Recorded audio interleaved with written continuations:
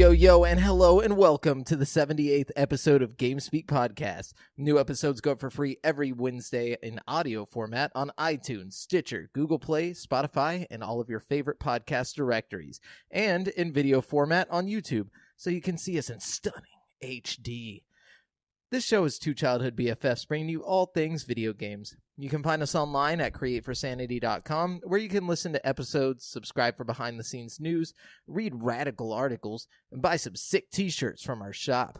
Also, be sure to join the community in the Facebook group at facebook.com/groups/GameSpeakPodcast to hang and talk games with other nerds like us. I'm one of your hosts, Jamal Aljaafreh, alongside Brent. Oops, I did it again, Bass. What's up, man? How's it going? Dude. How hangs it? It's always hanging. Is it hanging? It's definitely always hanging. I don't know. It's hanging quite well this week, though. Good.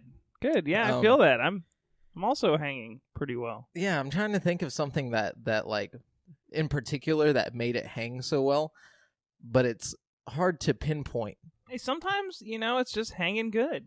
Sometimes it's just a natural hang. Sometimes it doesn't have to be any specific thing that makes it hang well. I like that. That's like the holistic approach to the spiritual hanging of simply the fact that it's not hanging badly. Yeah, is enough. Who was the first person that was like, how's it hanging? Like, that must have been really weird to the person that they said it to. Do you think they just rolled with it, or like? I mean, you have to imagine the person around that person was already used to them being that person. So, I mean, like, I imagine it's like the Wild West, and like they're sitting around drinking and like they're probably sitting around hanging out, See, I wasn't. Wait, and he was probably like, wait, none of them are wearing pants? No. I mean, like, what if they're like just actually sitting there, like just hanging out together? You know what I mean? But that wasn't a thing yet. Well, how do you know that? Well, is that? Oh my God! You got to think. Who was the first person Holy to shit. say? Are we going back? Okay, so are we going back to the first person to coin the term "we're hanging out" right now, or are we going back to the first person to coin the term "how's it hanging"? How's it hanging? Because I always assume "how's it hanging" is referencing someone's either their penis or their ball sack. Or their ball sack. Yeah, I always assume the same, but maybe at the it same is about time, how's the hangout going. Maybe we're just taking the wrong thing away from it. Wow, I never thought about that. But see, I mean, I feel like it's got to be about. Maybe it's like a combination of both. Maybe it's like just dick and balls. Yeah. How's it hanging, bro? No, not dick and balls. Like, like you're. Oh, jeez. I think I get what you mean. Yeah, though. you feel me. But yeah, just to summarize all that, it's hanging well. Good. I feel you. I'm also hanging well. Anything crazy happened with you this week? Anything interest? How's your battle against the cigarettes? Oh man, pretty good. I've been smoking this vaporizer thing, which you'll probably hear me obnoxiously hit throughout the episode. And it is a swell alternative to cigarettes. I feel like I don't crave them really as much as I thought I was going to. It's really not as bad as I thought it was going to be. But, I think that's because I'm still ingesting massive amounts of nicotine on a regular basis. But at the same time... Are you, like, through the juice? Through the juice, yeah. So, but I feel like I'm having a lot of, like, benefits of people who quit smoking have. Like, I can smell things better now. I can... generally breathe better. You know what I mean? Yeah. Like, I don't know. I feel cleaner and healthier. I don't know if vaping is actually a healthier alternative, but it sure feels like it with all the... I imagine it's got to at least be a little bit healthier in the way of smoke not being inhaled into your body. Yeah. Vapor's just like liquid, Sure, yeah. They have those little medical things that people inhale vapor just to like open up their pores and stuff, right? Like, am I tripping about that? I mean, you might be right. I don't know. Open up their nose, their airways. Oh, you're talking about not like Vicks Vapo Rub or anything, but they actually have like machines that like produce vapors that you like breathe. Yeah, but I think yeah, that's more like water vapor. I think this is also like, I don't know. I think they use some kind of like glycerin or something to make them. So like juice. soap, I don't know. like the I don't really know what it is. The makeup of soap. Maybe she. I don't know. I don't know how they do that. But like all I'm saying is that's good, because like basically I heard that the day you quit smoking, it cuts like, or like it basically like lowers your risk of dying of heart disease by like 50%. That's good. Yeah, so your heart. I wasn't even thinking about that. That's great. Yo, thanks Brent for saving us. I'm down with the vape. Yeah, so that's pretty cool. That's cool, and I'm glad you're not having trouble with that. It's nice to not have to like roll my windows down to smoke in the car too, and it's like it doesn't smell in the car. My car just smells like fruity, like stuff, fruity vape, because I smoke the fruity thing through the vape. I don't know. It's kind of nice, Yeah, and I feel like with vape you get cool flavors, Yeah. And you get the satisfaction of like blowing out like clouds, you know what I mean? Because I think that's a big part of like the addiction to smoking. You want to like physically inhale and blow out something after you've been doing that for so long. You know what I mean? I feel like, I don't know, if you're trying to quit smoking, vaping is a really satisfying alternative. You know what I mean? I feel like we should be like plugging an ad for like a vape thing right now. We should talk to some vape stores. Right. Anyways, yeah, so that's good to hear. Let's jump into the video game news, Brent Bass. Oh man. Yeah, let's hop into it. What do you got? Okay, so Tyler Schultz reached out to Insomniac back in May, wanting to propose to his then girlfriend in a quote unquote big way. Oh, and before we do all this, sorry, just so you guys know, we are using articles from gaming news sites from around the web. We do not claim any of this material as our own. We are simply giving commentary on said articles. Right. If you want to actually read the source material for the article Jamel's about to read, I think Sarah posted it in our group. So you can kind of check that out if you want the full scoop, Get the whole scoop. And so Marvel's Bill Roseman and Insomniac both replied to Schultz and made the proposal idea a reality. Right now, there's a marquee sign that reads, quote, "Maddie, will you marry me?" hiding in the corners of the city. Insomniac tweeted to him, "Sure, can you wait until September 7th? And he responded with, "We've just passed our 5 years in April, so I think she'll still be around in September, LOL. Unfortunately, Dang. According to Schultz, Madison did not wait.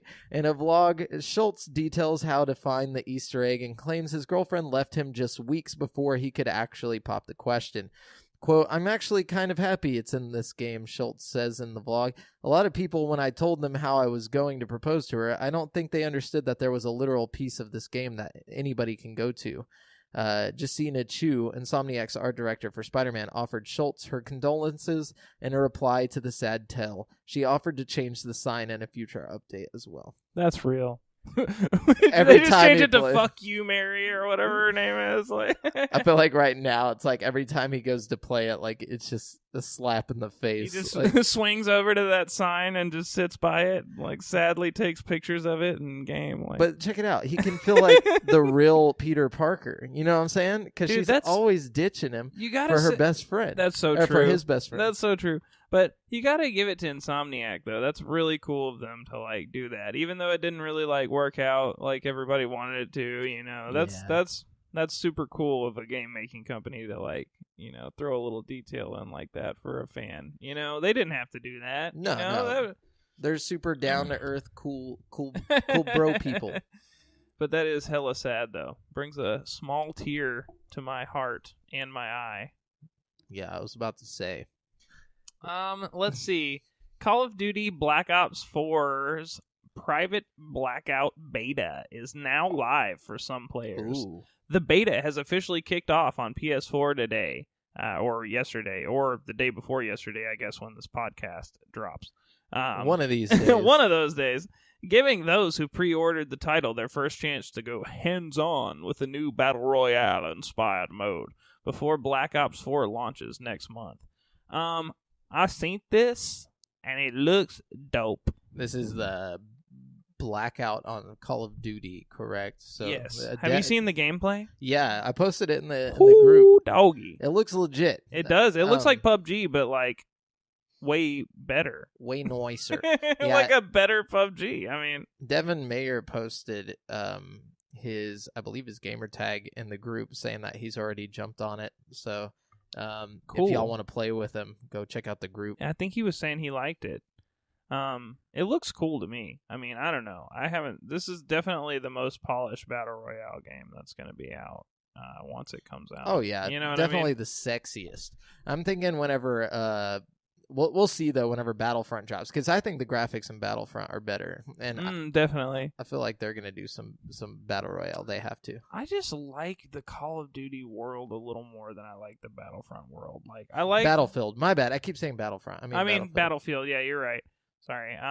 But like I don't know, like in some of the gameplay videos I've seen, like there's like little pickups you can get that get you like wonder weapons from the zombies games and stuff in the Battle Royale, you know? Nice. And like actual zombies you can like summon to attack people and like pickups. I don't know, it just looks interesting and fun, and there's like all kinds of little things that I think are gonna make it like uniquely Call of Duty. Yeah, you know what I mean? Like I don't know. No, I'm actually excited. I mean, and I don't really give a flying flip about Call of Duty, okay? All right. So Nintendo has announced a new limited edition version of its latest hardware. It's the Nintendo Switch Pikachu and Eevee edition, and it decks out. Oh, I'm sorry. Go ahead. Oh, no, I was just going to say I saw those. They look cool. Okay, gotcha. Sorry, I didn't mean to interrupt you. No, it's Got fine, excited. dude. No, it's okay. No. It's the Nintendo Switch Pikachu and Eevee edition, and it decks out the entire Switch from Joy-Cons to dock and imagery from Pokemon. Whoa. Let's go Pikachu and Eevee. The new edition is coming November 16th, which is the day that the game releases, and will retail for $400. The bundle includes a yellow Joy-Con and a brown one, matching the colors of the title characters. The rear of the Switch's screen is emblazoned with silhouettes of the characters, and as well as Pokeballs. Blazoned. Even the dock features color pictures of Pikachu and Eevee. Well, I'd hope it was colored. Also included is a pre-installed copy of the game and the Pokeball Plus accessory. The game is inspired largely by Pokemon Yellow, but it borrows... Oh, we already know all this. You don't have to tell us. No, nobody's just getting out. The game is basically Pokemon Yellow. Mega Evolution. And all the other good stuff that's happened since Pokemon Yellow. Yeah.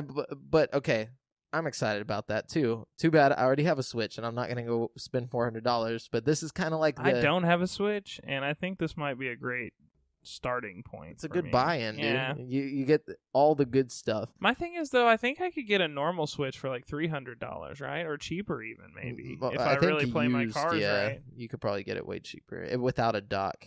Maybe so, like at I mean, Game Exchange. At this point, I'm paying for the game, the Pokeball, and the fucking.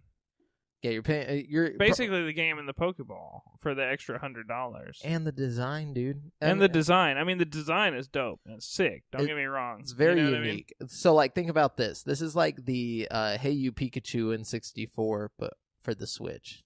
True that. I guess like 50 years from now, when Switches are like all but extinct, you know what I mean? I like 50 years. Like, we haven't been alive for 50 years yet, and the N64 is basically extinct. It's only going to be like 10, 12 years. Can you imagine how much like a working N64 will be worth 50 years from now? Oh my gosh, it's going to be like... Oh my god. It's going to be insane, dude. I don't know if it'll be worth it. Because dude, I feel like the N64s, they're still pin loaded, so like you can just put new pin things in there. I would be surprised if we don't have some kind of limited run of N64s before the next 10 years, before the decade is over. You know what I mean? Well, they're about to do the N64 Classic console or whatever. Are they really though? Yeah. Like it's confirmed? It's not like officially because I'll buy confirmed, the hell out of that. but dude. it is coming. Yes, because like I'll be all over that shit, like white on some rice, bro. Yeah, too many people at like IGN and GameSpot are talking about it for it not to be a thing. That's all I'm saying. Yeah, it makes sense that it would be a thing. And then they got to do the GameCube, dude. Oh my god. Oh, that would be sweet.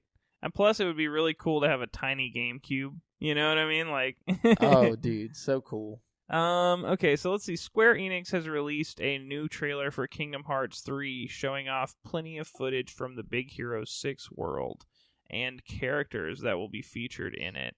The trailer was shown at the PlayStation Lineup Tour, a pre-Tokyo Game Show event. The Kingdom Hearts 3 trailer is in Japanese, but you can use YouTube's closed caption features for English subtitles. So if you're interested in Kingdom Hearts 3, I feel like they need to stop showing off the worlds from Kingdom Hearts 3 because there's not going to be any surprises left by the time it actually comes out. I feel like that's half the magic of Kingdom Hearts is like you show up in this world and you're like, oh shit, I'm in Toy Story. You know what I mean? It's like now we already know every world is coming, basically. You know what I mean?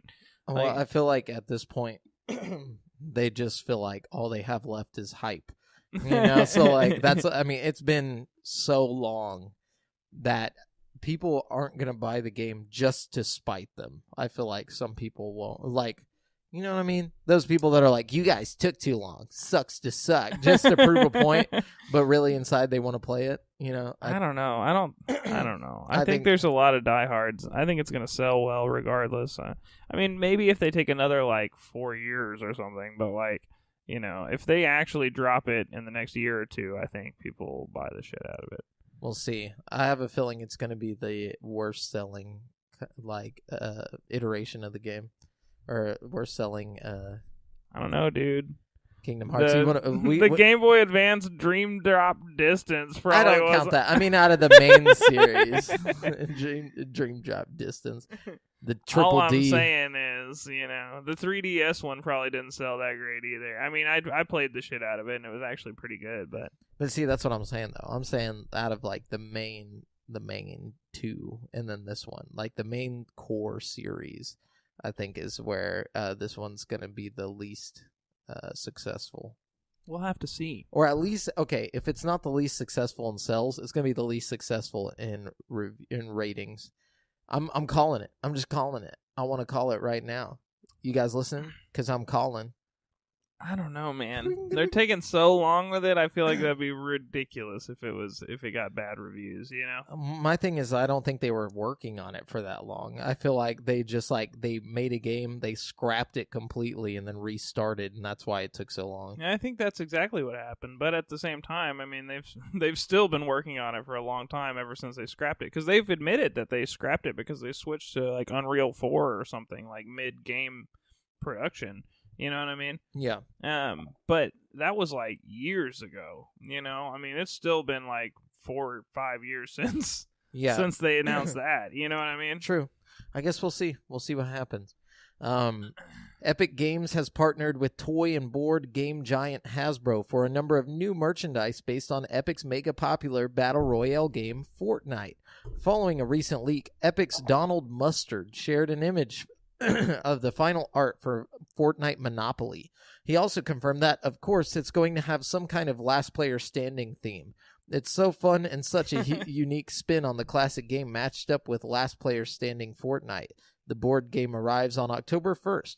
As for Nerf blasters, a spokesperson for Hasbro told IGN that the toy guns will, quote, immerse fans into the player versus player action of the game, letting them play out the battle royale in real-world settings with blasters and accessories that emulate the on-screen battles Fortnite is known for. So the more they can play I think Nerf. about, I mean, the Nerf guns are an obvious toy that, I mean, you know, with the success of Fortnite among children specifically, you know, I mean, it's obvious that they're going to make some toys, you know? Oh, yeah, the dude, Nerf this is guns their are Pokemon. Totally. The Nerf guns are an obvious choice. You know what I mean? But the Monopoly, the more I think about Monopoly, Fortnite Monopoly, at first I'm like, oh, that's fucking stupid. You know? But the more I think about it, the more it makes sense to me. You know what I mean? First of all, there's all kinds of stupid little Fortnite things you could make the pieces out of. Of course. You know? There's all kinds of locations in-game in Fortnite that you could, that are notable that you could make, like, the spots that you buy around the map. You know what I mean? Yeah. My question is, how do they implement a last player standing element into Monopoly, you know? I mean, that's kind of how Monopoly works anyway. Yeah, I guess so. You run out of money, and last person with money wins, I guess. Yeah, that's it. Or you buy out all the property and fuck everyone over. And then you win. Because you got out of Monopoly. Yeah, I don't know. I would play it, though. I think it might be interesting. See, and another thing I wanted to mention, the other day, me and my girlfriend, we were feeling spooky. So we went to Spirit Halloween, which is open now, even though it's September. Hell yeah. And they have a wall, a dedicated section to like official Fortnite costumes for kids. We talked about this a few episodes ago, remember? We didn't talk about the costumes. Yeah, we did. I brought it up. Did you? Yeah. It was like a month or two ago, though. It was like... So, well, and it's not really that I'm like, okay, this is that's not the crazy part about it. The crazy part about it is the entire store, I mean, it's September. It's completely filled except for that wall. Like, and you're limited to 2 purchases per family. Are you serious? That's how it's already sold. 2 purchases the fuck for out. family? Yes. That's so random. What a random rule in a Well, Halloween. it's because they're running out. Like they can't keep it stocked. Is it just the Fortnite stuff, or is just it the Fortnite stuff it's happening with? I mean, like you could go in there and buy as many like Predator outfits as you want and walk out. You can buy whatever the fuck you want. Like, but whenever it comes to the Fortnite wall, whenever we went, they only had 2 costumes left. And one was like the pinata fucking thing. Oh, that's dope. And then they had like a grenade, and then probably a boogie bomb. Yeah, it was a boogie bomb, and then an ammo pack, or like it was like the little like cartridges or whatever, and that was all they had. And there was like a sign. It was like, we've run out of stock. You have, or it's like limit 2 purchases to. I think it was like. It was either to family or 2 purchases to, I can't even remember. I think it was like 1 costume, and then like you could have up to like 2 accessories or whatever. People were probably going and buying that shit up and reselling it online and fucking making a killing, dude. That's what it is, I bet. Now that you mentioned that, that's probably what was happening. You know? That's crazy. But I mean, it just blows my mind how popular it is. It really, I mean, I get that it's popular. I get why it's popular, even because I enjoy it pretty frequently. But it's like, holy shit, I can't believe that it's like extended past the game. Like it's almost taken on its own like life. You know what I mean? It's weird. It has. Because there's no There's no story. There's nothing behind it. Maybe in the Save the World, there's like a little bit of story, but nobody plays the Save the World. You know, nobody's like playing Fortnite for the Save the World mode. I mean, there are maybe like 3% of the population playing Fortnite is playing Save the World at any given point. You know what I'm saying? Yeah. Like, I don't know. And even that probably doesn't have that much of a story. I've never even tried it, so I couldn't tell you. You know what I mean? Like, but see, I guarantee you they're going to come out with like a animated film, or like maybe a TV show or something for kids on Cartoon Network or something like that. Something is bound to happen with it. I mean, what do you can't have an animated like Hunger Games style fucking show, and you can if it's all a joke. It's rated T. It's not even that big of a deal. Like, they could make it like all the characters are super funny and like. You'd have to base it on the Save the World mode, because that's all zombies and stuff, basically. Yeah, you could do that then. But then I don't know. Kids would watch it just because the characters are there. You're right. Just because they make an entire like kids show that involves like them dancing and doing dumb shit in it. You know, like it's gonna happen. Or at least I feel like it's going to, or at least a movie, because they're gonna capitalize on this, dude. I mean, they have to, and you can't blame them. But God, no. It's like, I don't know. It'll be like a Minions movie or something. It's funny is like you could tell that like when the game was made originally, like children were not like the target audience for this game at all. You know what I mean? But it's like taken on its own like thing. You know, like it really has. Like, you know, it's because they made it free, and like, you know, they listen to what the people want. You know, it's true. Whatever the kids want, they give it to them. They're constantly updating that shit. They're about to put in a silent scar and stuff. It's ridiculous, man. Like every single week, there's a new update or something new changing on the map. It's wild, man. What you got? Let's see. Even in this early stage of virtual reality, video games and other digital VR experiences can be incredibly impressive. Headsets like HTC Vive, Oculus Rift, and PlayStation VR transport you to realms you've only experienced on flat screens. But one thing that pulls VR goers back to regular reality is the cable attaching your headset to the device that's powering the virtual world you're in. True that. The Vive wireless adapter, coming September 24th, promises to alleviate the wire-bound problems of Vive owners. You can pre-order one now. Like the Vive itself, the wireless adapter isn't cheap. It retails for about $300. But if you've already bought your high-end PC and Vive, and you find the wire bothersome, this is a good solution. The adapter works on both Vive and Vive Pro, though Pro owners have to purchase a $60 compatibility pack to make it work properly. Which is kind of bullshit. Like, they should have just fucking put that shit on the Pro, you know? Like, they should have anticipated that, you know? They probably didn't have the technology, because the other day I saw an article about Microsoft was talking about their VR that they're working on for the next-gen consoles. And for the next-gen consoles? Yeah, for next-gen consoles. So they're about to take the leap, possibly? So that's the thing, is like they didn't want to do one this console cycle, because they said that whenever they release their VR headset, it's going to be wireless, and that it's going to be like, basically they're trying to be leagues ahead of PlayStation. I'm okay with that. I'll jump back to Xbox's side of the fence a lot harder if they drop that fucking VR, dude. It'll be over, man. That's what I'm saying. I'm obsessed, and I'm not ashamed to admit it. You know what I mean? And like, I want it. I want the future, dude. I'm ready. I wish I could just like jump 20 years into the future and play some VR and come back. You know what I mean? Same. I would love to see what that looks like. I mean, and I'm not like a crazy huge VR fan, but I think that's just because I haven't been, it hasn't been proven to me yet. You know what I'm saying? You got to come play Firewall, man. That shit'll get you. That game is awesome. Yeah, I mean, I'm not saying it's not awesome. I'm just saying, you know, like, I'm ready for that. You're ready for that next step. That next. You know what I'm saying? Like, I want to see what like you were saying, I want to see what the future holds. Anyways, it looks like Halo 5 Guardians might be coming to PC. As spotted by Ars Technica, retail giant Amazon has updated the game's box art to state that Halo 5 is an quote Xbox One console exclusive, whereas the previous box art contained a line that said Xbox One exclusive. Microsoft also used the wording Xbox One console exclusive to describe other Xbox One games that are also available on PC, such as Quantum Break and Forza Horizon 3. So it'll probably be coming to PC. That's interesting. I think, man, I'm gonna play Quantum Break pretty soon. When I run out of games in my backlog, I'm game sharing with my buddy who's got Game Pass, and I'm really wanting to play Quantum Break. I like how you can use Game Share with Games Pass. Yeah, it's really nice, actually. I use his Xbox Live, too. And he has access to my hundreds of games, so...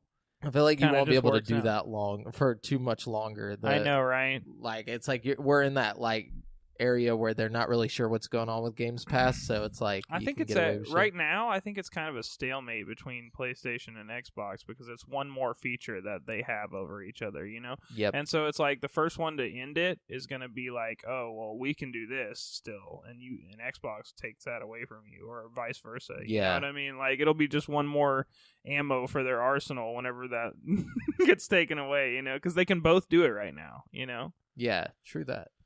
Let's see. The team behind the Yakuza series has revealed a new title called Judge Eyes, which is being developed for the PlayStation 4. The game was shown during the PlayStation Lineup Tour event, ahead of the start of the Tokyo Game Show. Judge Eyes seems to involve playing as a lawyer and investigating a series of murders and crimes.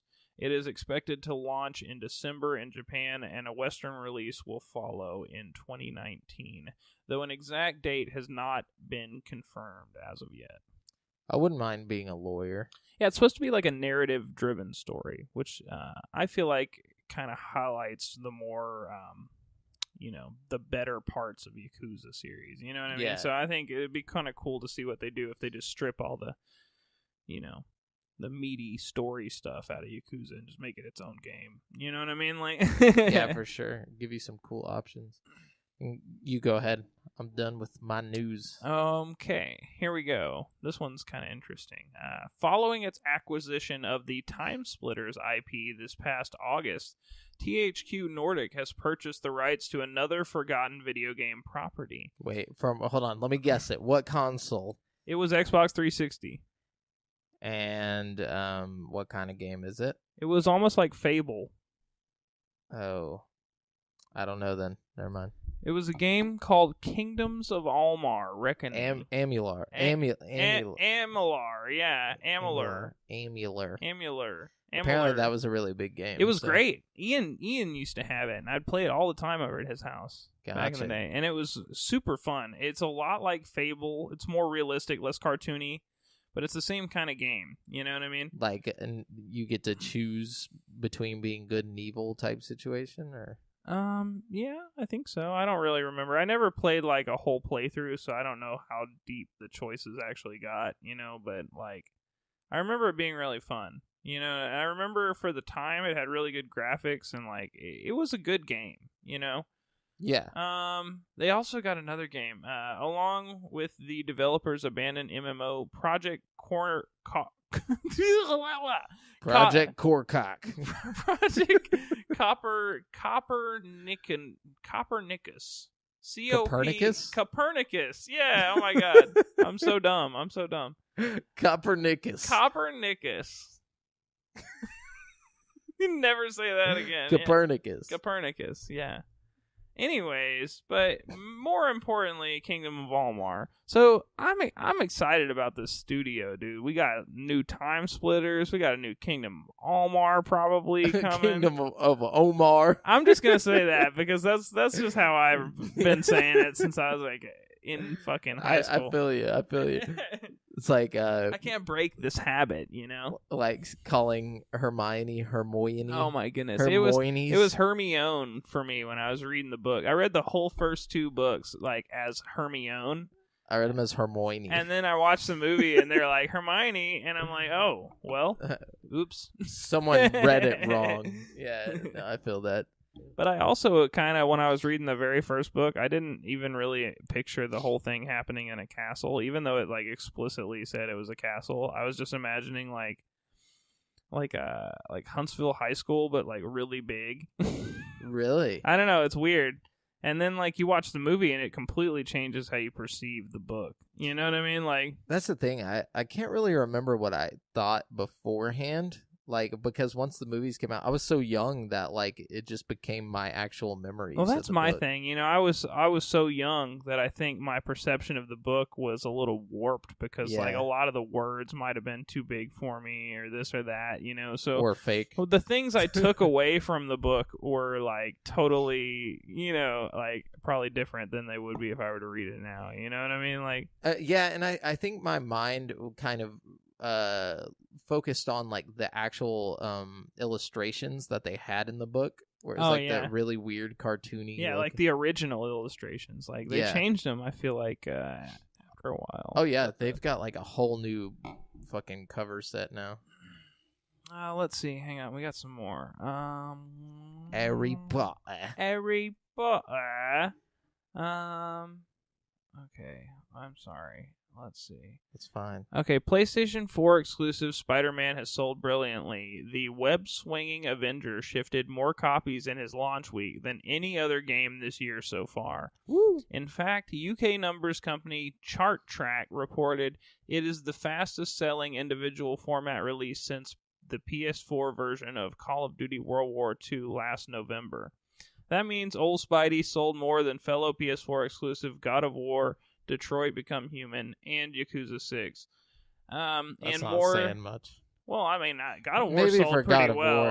War. No, but I mean, like in the way that I would expect it to sell more than those. Like I guess Spider-Man hits a broader fan base, a way broader fan base, and more than any other exclusive on any other platform.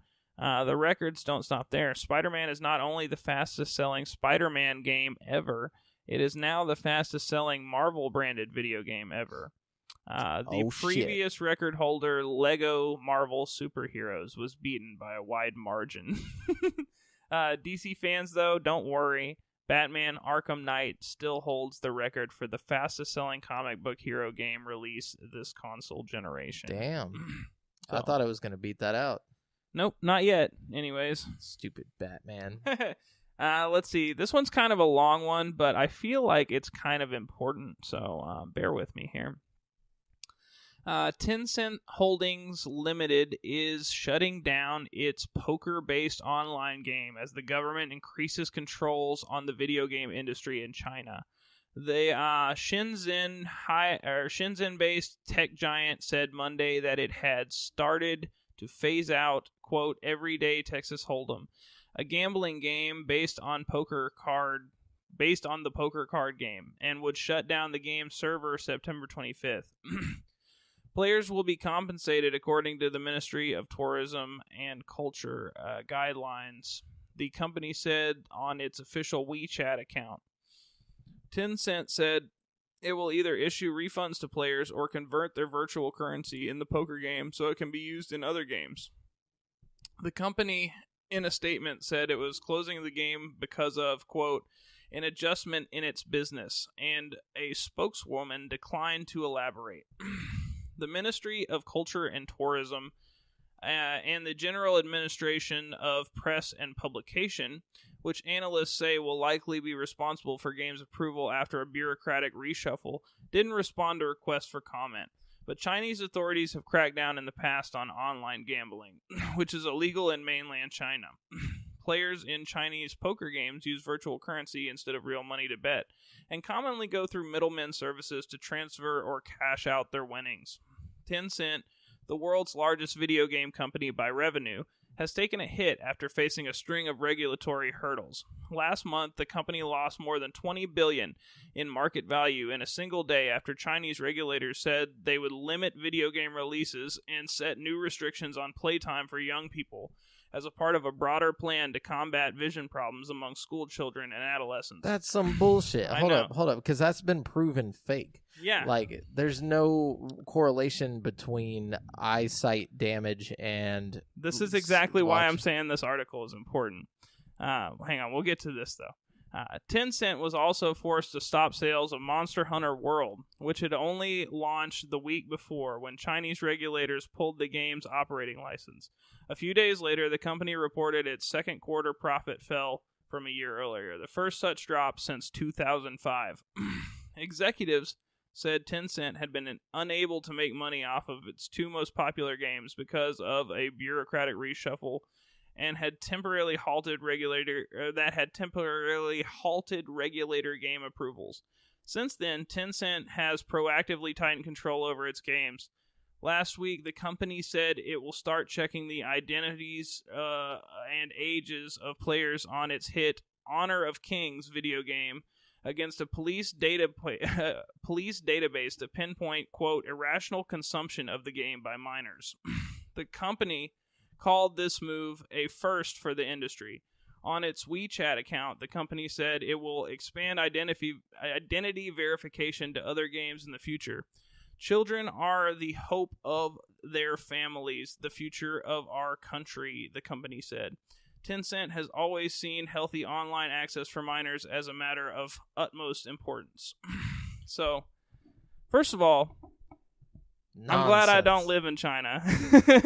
Yeah. Second of all, this is what happens when you let the government get too involved in the game-making process. Or just too involved with corporations. Too involved with media in general. This is censorship at its finest. This is ridiculous. You know what I mean? This is like, I don't know. Well, the kids are going to enjoy too much. That's it. That's the issue. We don't want kids having fun because they should be working. The government shouldn't have to do your parenting for you. You know what I'm saying? But that's not even what it's about. It's about the fact that it would never happen here. It just would never happen in America because we don't work in factories all day and get paid nothing. You know what I'm saying? Like that's what's happening there. You know, it's like, oh, If we let them have too much fun, then they might realize that we suck. You know, like, so it's like, man, that sucks for them. It really does. It sucks that they just got their video games back and they're starting to get this level of freedom. And it's like, oh, we're going to tighten up regulations again. You know, like, I don't know. It just sucks what they got going on over there. And I really hope, that all gets straightened out in the future for the sake of the Chinese people. You know? I agree. You know, fuck the police. You know, I'm just kidding. the Chinese police, specifically. Yeah. I like our police. Anyway, so what else you got? That's it. That's all I got. Sweet. So that's it for you know, the news this week. We're going to jump into this week's releases, which is where we're going to tell you what new games are coming out in the next 7 days. And, you know, whether you should check those out or not, you can decide for yourself. If I can get the freaking thing to pop up. Sorry, guys. Give me a second. There it is. Oh. Okay. NHL 19. Whoa. It's coming to PS4 and Xbox One on September 14th for $59.99. Light the lamp in the 2018/19 edition of the EA Sports NHL hockey franchise. Note, although this is an annualized franchise, publisher Electronic Arts has not yet officially announced this game as a title planned. Wait, hold on. I totally copy-pasted some of the wrong part of that. The game's totally coming out. Sorry, guys. Anyways, so then we got. I always like the NHL games because you can like beat the shit out of each other, like mid hockey game. Can you do that in all of them, or is that just all of them? Yeah, that would be a stupid feature to take out. I feel like because that's real hockey, dude. They be fighting. That's all they do. They really do. I feel like almost every professional hockey game there's a fight. They have like people specifically on their team to like fight people. They call them battlers. No, I'm just kidding. They call them goons, dude. Goons, dude. I want to be a goon. I'm serious. I don't even want to know how to play the sport. I just want to like just ride in and just fucking like you could start do it. wailing on people. You go on Netflix and watch the movie Goon, bro. It's like based on a true story about exactly like what you're talking about. This guy who like barely knows how to play hockey. And he just beats the shit out of everybody. He just like skates around and beats the shit out of it. It's a good movie. I remember the Mighty Ducks, dude. I know how it goes. So, Sinran Kagura Reflections is coming to Switch on September 13th for $9.99. After brutal melees, rhythmic cooking contests, and shockingly serious water gun fights, the Sinran Kaguru series is ready to take on the world of interactive storytelling for the first time and give players a chance to get to know the shinobi heroine Asuka in surprising new ways. Yeah, so check that out. A Hat in Time, Seal the Deal. It's coming to PC, and it's DLC for A Hat in Time. September 13th for free until the first 24 hours is over, and then it'll be $5. Seal the Deal is the first major add-on DLC for the platforming adventure game A Hat in Time. It includes the new story chapter, The Arctic Cruise, 6 new time rifts to explore, new flares, dyes, outfits, and badges, and access to split-screen co-op features that lets a friend join you for the entire adventure. Then we got Wasteland 2 Director's Cut coming to Switch September 13th for $29.99. Reincarnating a classic and influential RPG franchise last seen in 1988, Wasteland is the direct sequel to the first ever post-apocalyptic computer RPG. Much like its predecessor, this sequel is set in a dangerous post-apocalyptic world and aims to deliver a strong storyline requiring painful decisions by players and maximum replayability for those who want to explore the depths of the game. And then we got that game, for those of you that don't know, is actually made by the people who made the first 2 Fallout games. So check that out. Nice. That little like a top-down view. And then we got Transference coming to PS4 or PSVR. I mean, that's already coming out. Xbox One and PC on September 18th. Oh fuck for yeah! $24.99. Man, they really popped that out quick. Yeah, I feel like they went from like mysteriously like showing nothing about it to like it's coming out. Here it is. I'm okay with that though. This is one of my most hype games that I've wanted to play in a while. Yeah. Transference is a psychological thriller that bridges the gap between movies and games. Lose yourself in the destructive tale of a man's obsession as you explore his digitally recreated memories. Experience the limits of technopsychology and escape a maze-like puzzle concealing a corrupted truth. Get projected into the digital consciousness of troubled case subjects, and maybe you will influence their fate.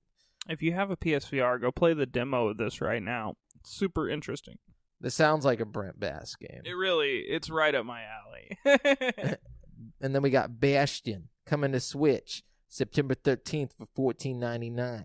In this original action role-playing game set in a lush, imaginative world, players must create and fight for civilization's last refuge as a mysterious narrator marks their every move.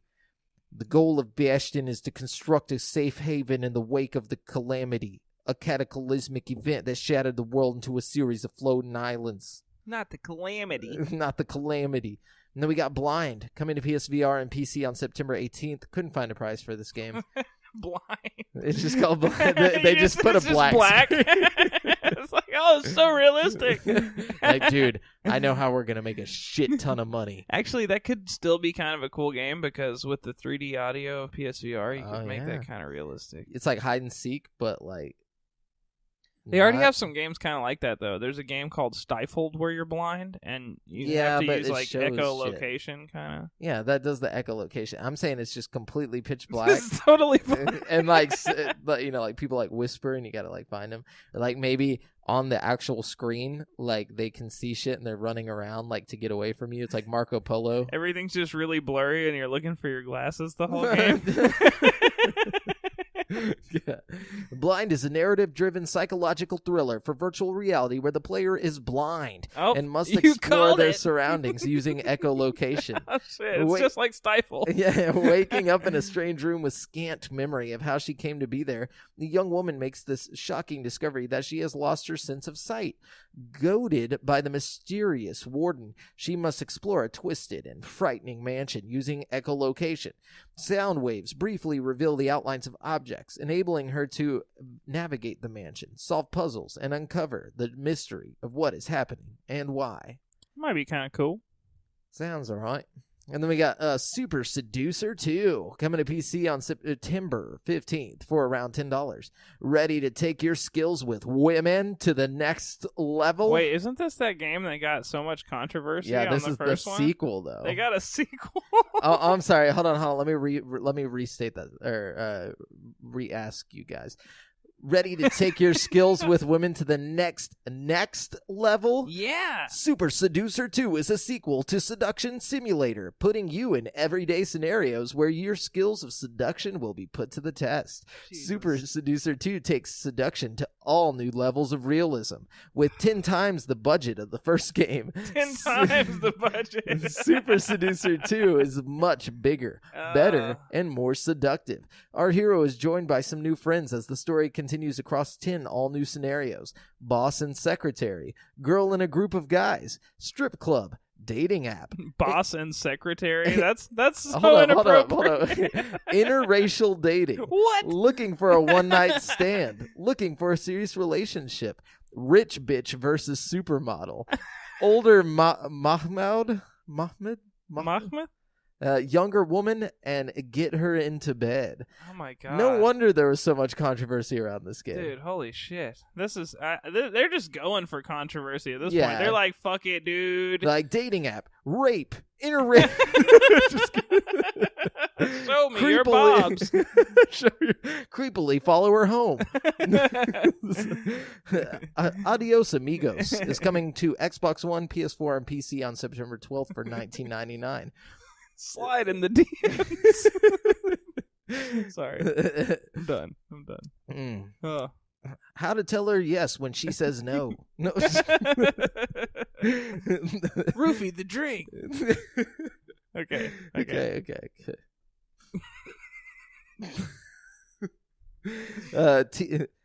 Team up with your friends and family and explore the peculiar universe of Adios Amigos, a game with serious astrophysics in a comic setting for 1 to 4 players. In Adios Amigos, just like in real life, everything moves. We are all a part of a big cosmic clockwork. It is all going on above your head as you walk the planet surface. Night becomes day as planets orbit the sun. Hundreds of asteroids fly with their own trajectories. We even simulate temperature atmospheric resistance, and there is no cheating involved. The player is free to do anything, man, with the confines of the simulation. You can spontaneously exit the ship inside a busy asteroid field, fly to the sun, melt your ship, throw a giant mushroom, and put it into orbit around the sun. Ride a sofa into a black hole. Only your failures and imagination sets the limits. Okay, and then we got... That was kind of like ASMR, like just listening to you talk about that in that fucking accent. I don't know. It's really relaxing. Like, thanks, man. I was really thinking about starting an ASMR YouTube channel to go along with ours. And then we got Fishing Sim World coming to Xbox One, PS4, and PC on September 18th for $39.99. Feel the adrenaline rush of landing trophy largemouth bass and the thrill of fighting huge carp and monster pike. Or you could just go outside and go fish. Why would you do that? It's hot outside. There's bugs. There's snakes in the grass. There's also real snakes in the grass, not just people.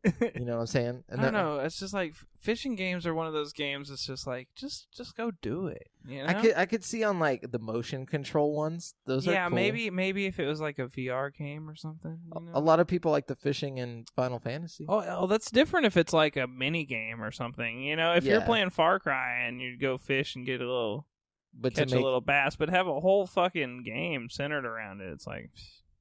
Yeah. Get real. No, I'm just kidding. Your interests are dumb. No, and then we got Black Clover Quartet Knights coming to PS4 and PC on September 14th for $59.99. Humanity once came close to being decimated by demons. It was just one mage who saved humankind, known thereafter as the Wizard King and regarded as legend. For generations, the Wizard King has protected the people of this magical world. Based on the hit manga and anime series, prepare for a new legend to enter the fray in Quartet Knights. In a world where magic is commonplace, it's up to knights to stand up to prove their power in this adaptation of the anime series Black Clover. Jump in for epic 4v4 and third-person magical shooter action in Black Clover Quartet Knights. And then we got Insurgency Sandstorm coming to PC September 14th for $29.99. Taking the original Insurgency formula of realistic first-person shooter combat and evolving it, Insurgency Sandstorm focuses on a squad of characters as they face increasingly challenging chapters from the invasion of Iraq in 2003 through the insurrection period and leading to the present day. Fight across a modern battlefield utilizing gameplay mechanics that blur the lines between reality and shooter. Split-second decisions will mean life or death for you and your team. Each weapon has unique ballistic calculations that take into account things like bullet drop and penetration power. Hey, if you know what I'm saying. And then we got Siegecraft Commander coming to Switch on September 19th for $19.99. Create the ultimate medieval fortress and wreak havoc and destruction on your enemies with tower-flinging fun and Siegecraft Commander. Carefully plan the location of the towers and walls in your fortress network to outmaneuver your foes. Players build a fortress in a branching structure of specialized towers interconnected with indestructible walls in a game where almost everything, including constructing new buildings, is performed by adjusting the angle and trajectory of projectiles. That sounds super, frustrating. And then we got Legendary Fishing coming to PS4 and Another Switch one. on September 18th for $29.99. Cast, Hook, and Rebels? Cast, Hook, and Rebels. Choose your tackle and hone your skills in 3 different modes in this arcade-style fishing game. How are you just going to put out 2 fishing games at the same time? I would honestly go for this one. 1, it's cheaper. 2, it's arcade style. Yeah, I think arcade style would be a lot more fun. I'm not trying to get the skate version of fucking Fish, you know? It's just called Fish. Fish. It's just ultra realistic. You just sit there for hours and don't get a bite. Well, the weather was too bad today. It goes by whatever the weather is in your area. Oh, that would suck ass. Yeah, we'd never get fish. No, and then then it would really just defeat the purpose. It'd be like, okay, just go the fuck outside. I get it if you it's wintertime, you can't go out and cut a hole in the ice, catch fish, but come on. I didn't know that's how you fish in the ice. I thought you just didn't fish, like most people. No, and then we got Shadow of the Tomb Raider coming to PS4, Xbox One, and PC on September 14th for $59.99. Experience Lara Croft's defining moment as she becomes the Tomb Raider In Shadow of the Tomb Raider, Lara must master a deadly jungle, overcome terrifying tombs, and persevere through her darkest hour. As she races to save the world from a Maya apocalypse, Lara will be forged into the Tomb Raider she is destined to be. Outgunned and outnumbered, Lara must use the jungle to her advantage, strike suddenly and disappear like a jaguar, and use mud as camouflage, and instill fear in enemies to sow chaos. Master an unforgiving jungle setting in order to survive. Explore underwater environments filled with crevasses and deep tunnel systems. Tombs are more terrifying than ever before, requiring advanced traversal techniques to reach them, and once inside they are filled with deadly puzzles that will challenge Lara like never before. I really enjoyed the first two Tomb Raider games that they did recently. Yeah, they've done well. So I expect good things from this one. I'll probably end up picking it up when it goes on sale. I've seen mixed reviews for it though, like two really reputable places, like I can't remember which ones they were exactly, but it was like GameSpot and IGN or something, like some two like really noteworthy like review sources. One of them gave it like a 9 and one of them gave it like a 6. You know what I mean? So the critics are already kind of like split over this one, you know what I mean? That sucks.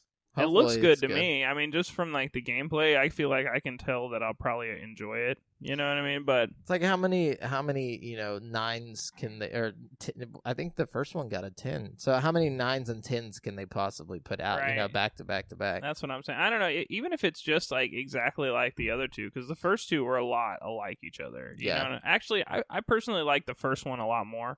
Just because it was so brutal. Like, more Laura serious. was constantly getting brutalized throughout the game. Like, you know, I know that sounds horrible, but it's like you got this feeling of like, I'm a badass survivor, bitch. You know what I mean? Like, I can just kind of like live through anything, you know? Like, you're pulling like fucking metal rods out of your leg and shit. And like, it was a little over the top. Forward, you know? I don't know. It felt great, though. It was over the top in kind of like a Die Hard kind of way. You know what I mean? Like I don't know. It was cool. Definitely. It's kind of how I felt like in Max Payne, like the first time I played it, like I imagined this is what was happening. Yeah, that's my problem with the second one. I like the second one. I just don't feel like it was over the top enough. At least not in the fucking brutality sense. Because she got mean? Skills now. Yeah, but make other people brutalized. You just want to watch people get brutalized. No, I want my character to be brutalized and like still come out victorious. You know, I want to be like limping to the victory line, like, you know, like it's the same kind of thing with like dogs on top, right? Like in God of War, I think 3, like you basically fucking just get fucked up by Zeus, and then like the whole game you're like just like limping around, fucking killing other gods, like trying to get back to him. You know what I mean? Like I want some shit like that. I want to get. You want drama. Yeah. So, Scribblenauts Mega Pack is coming to Xbox One, PS4, and Switch on September 18th for $39.99. Scribblenauts Mega Pack is a 2-game collection featuring full versions of 2 puzzling adventures, Scribblenauts Unlimited and Scribblenauts Unmasked, a DC Comics adventure, along with bonus content for both games. So, go get it. Scribble. We got The Bard's Tale 4, Borrows Deep, coming to PC on September 18th. Couldn't find a price for this. It continues the classic role-playing saga, The Bard's Tale 4. Continuing the classic role-playing saga, The Bard's Tale 4 brings back Sakara Bray for a brand new adventure. Then we got Nintendo Labo Vehicle Kit coming to Switch on September 14th for $69.99. Buckle up for a new adventure while sitting in the driver's seat of a car, a submarine, and a plane with the Nintendo Labo Vehicle Kit. This Nintendo Labo Kit is designed to work with the Nintendo Switch system and contains materials to build a variety of customizable cardboard creations called Toy-Con, including a car, a submarine, a plane, a pedal, 2 keys, and more. By inserting one of the assembled keys into any of the vehicles, players can enjoy a variety of fun games and activities. Changing between vehicles while adventuring is a cinch. Simply pull the key out of one slot and slot it into another to transform from an airplane pilot to a submarine captain. Nintendo Labo is a series of interactive products that let players build DIY cardboard creations. So yeah, that looks like, to me personally, one of the cooler Labo kits that's come out. Yeah, you know what I mean? I'm down with flying planes and stuff. I want to have like a little gas pedal and like a little steering wheel. I think that's kind of neat, you know?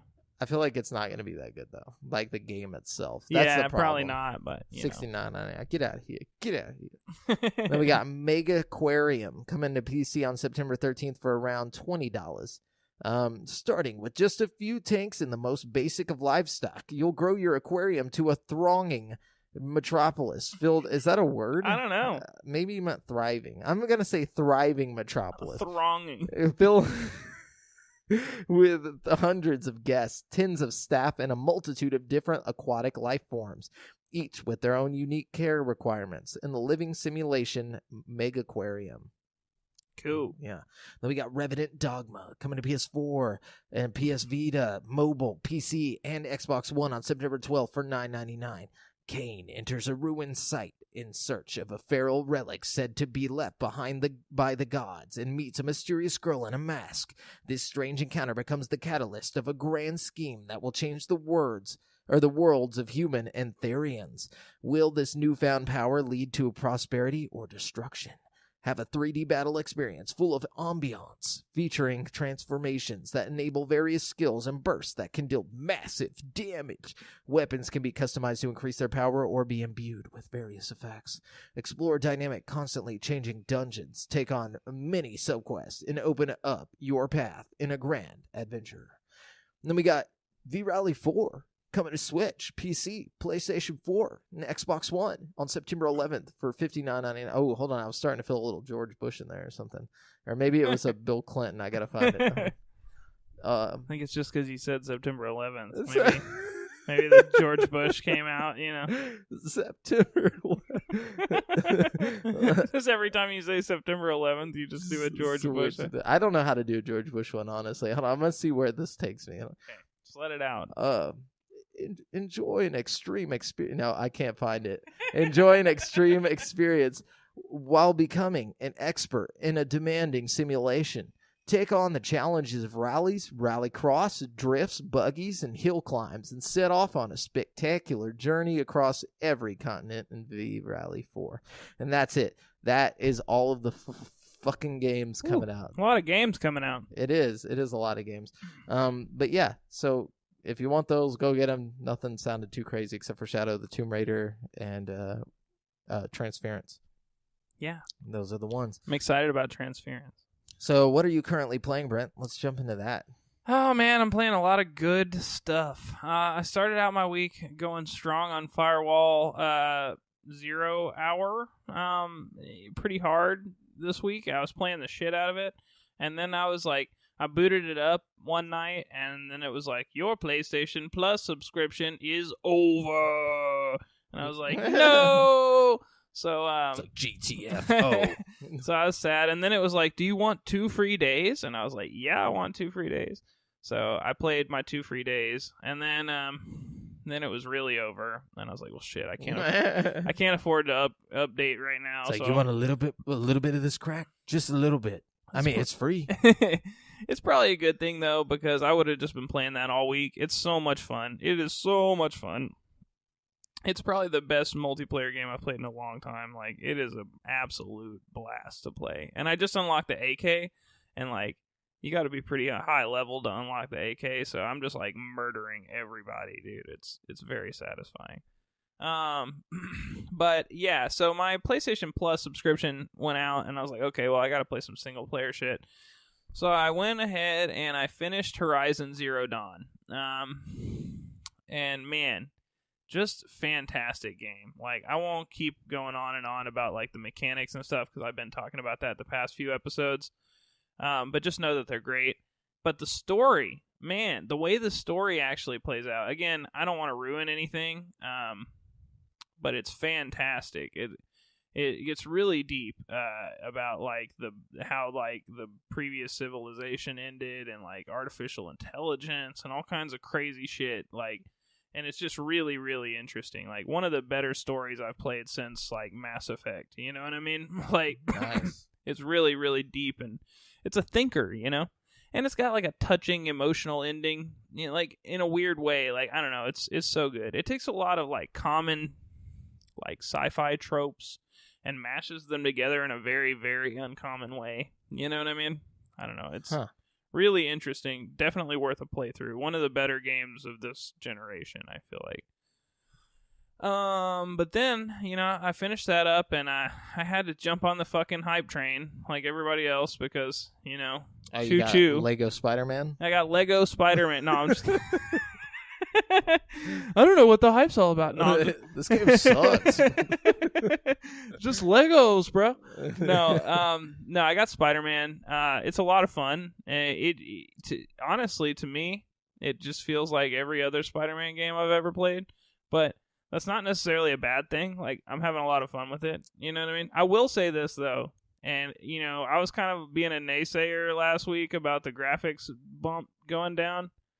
There's definitely a graphics bump, like down in a downward direction. I saw it, dude. I saw it with my own eyes. You were correct. I mean, it doesn't look bad by any stretch. No, but the fact that it's not what they showed. Yeah, not at all. Not at all. And, honestly, I think a big part of it is, like, I think they might have had him in one of the... There's so many spider suits in the game, which is one of my favorite things about the game. It's like collecting the suits and stopping street crimes. I'm having so much fun, like, just doing the side shit that I've barely even taken off on the fucking main quest. But I've only been playing for like 4 or 5 hours, and I've been just basically stopping street crimes the whole time.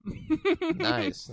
Does it feel good? Does it feel fluid? Oh, it feels good. Every web has to attach to something. You know what I mean? There are some points where I wish it was a little more, I don't know, arcadey. No, not necessarily. Like, he'll, like, just, like, sometimes when you want him to, like, stick on a wall, and he doesn't stick on the wall as well as you want him to, or something like that. You know what I mean? Like, he'll just bounce off the wall, and it's like, why? You're Spider-Man. Just stick to the fucking wall. You know? Like, you gotta push a certain button to, like, make him stick to it, and it's like, just make him stick on it, you know? But... Like, once you master the buttons and stuff, because that's a lot of it, you have to, like, kind of get down the whole button scenario. Well, I think that makes it more exciting if you do have to press a button to make him stick to the wall, because then it's just skill-based. Yeah, it really is. There's a lot to it, especially in combat. There's a lot of little things that if you remember them, like, you can implement them really well in combat. Like, if you dodge next to a wall, he'll jump and, like, stick on the wall for a second, and you can, like, do Spider-Man shit on the wall. I don't know. It's cool. I don't know. But there's also points where it's like, okay, 5 minutes ago, I literally picked up a fucking car, and yet this big dude is, like, too big for me to punch through his block.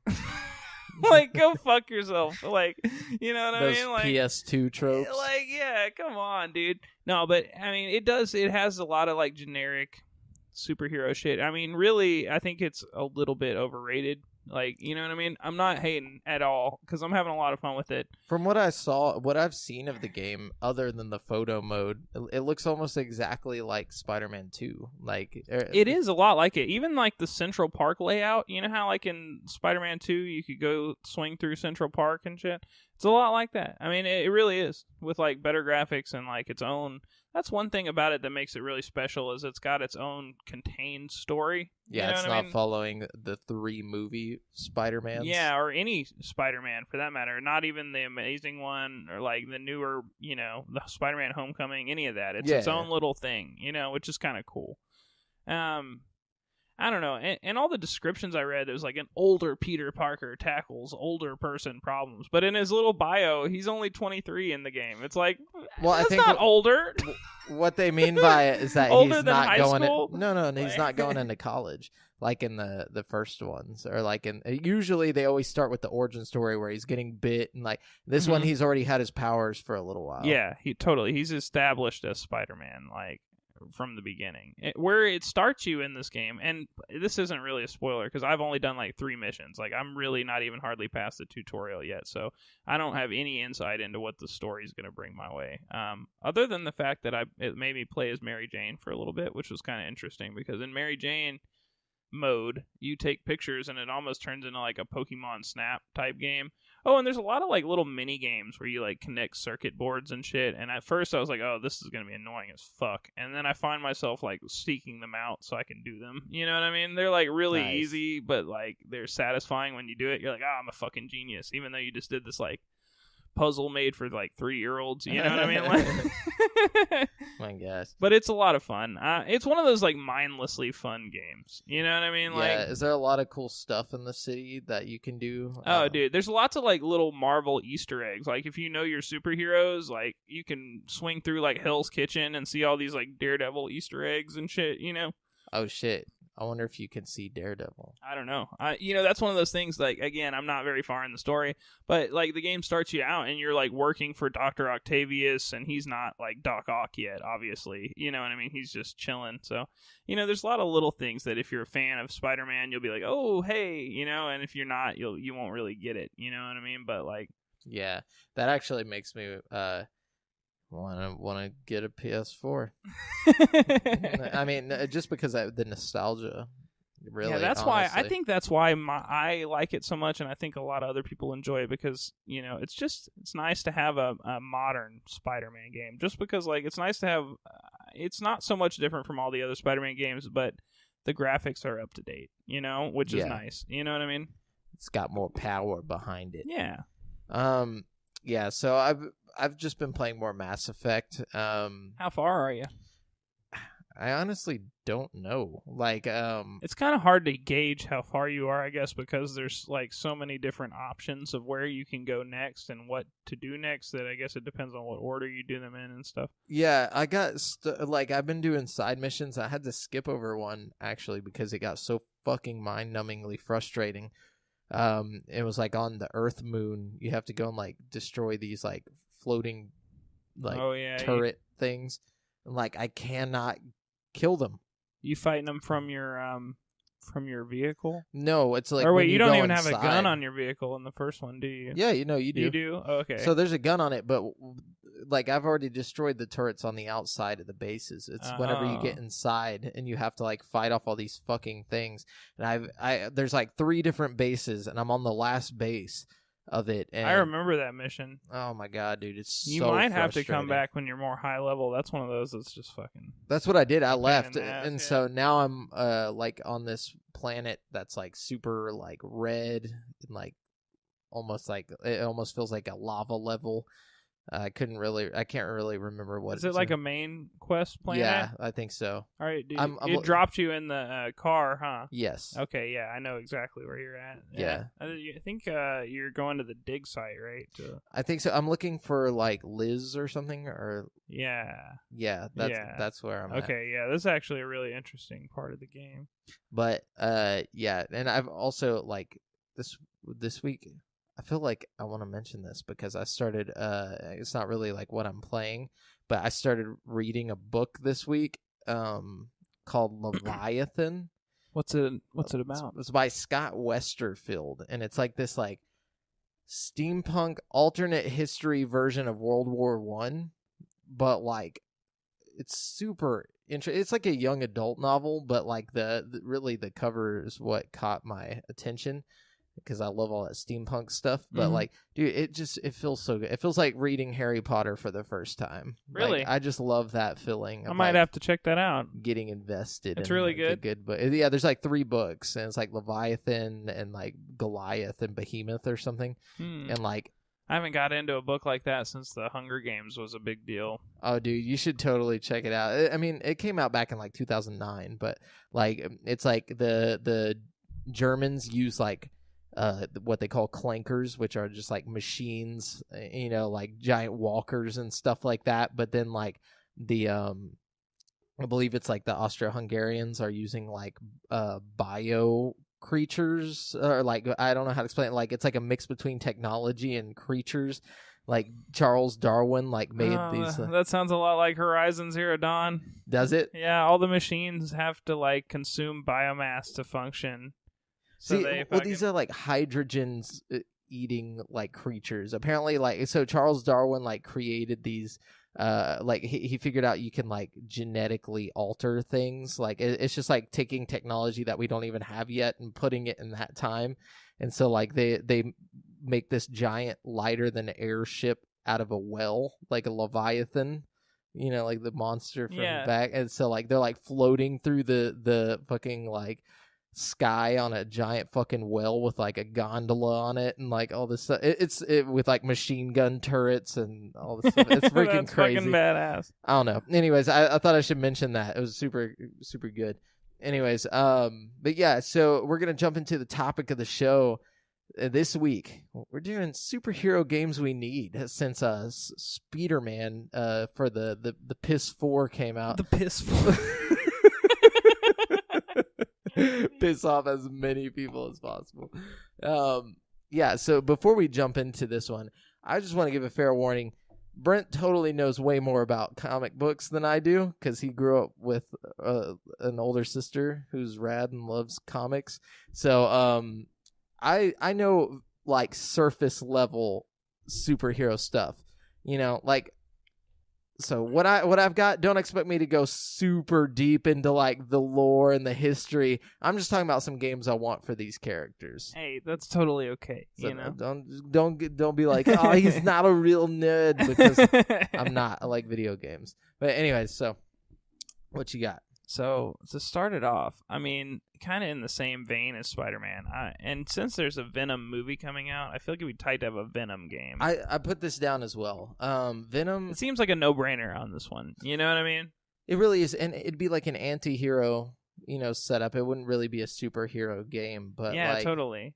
And with the like conflict, like a lot of the new Spider-Man is like Peter Parker dealing with his problems. I think it would be very interesting to do a game, like a story-centric kind of game, centering around Eddie Brock dealing with his problems, and his problem is the symbiote Venom taking over his body. You know what I mean? So like that would be an interesting like conflict of interest type game. You know what I mean? Like honestly, with this new Tom Hardy Venom movie coming out, like I want to see, like I'd be down to see a movie tie-in like video game, not necessarily following the exact story, but if the Tom Hardy film does well, like maybe get like a side story that goes along with the movie or something. Totally. I also think it would be really cool to do like a Carnage game, which is a lot like Venom.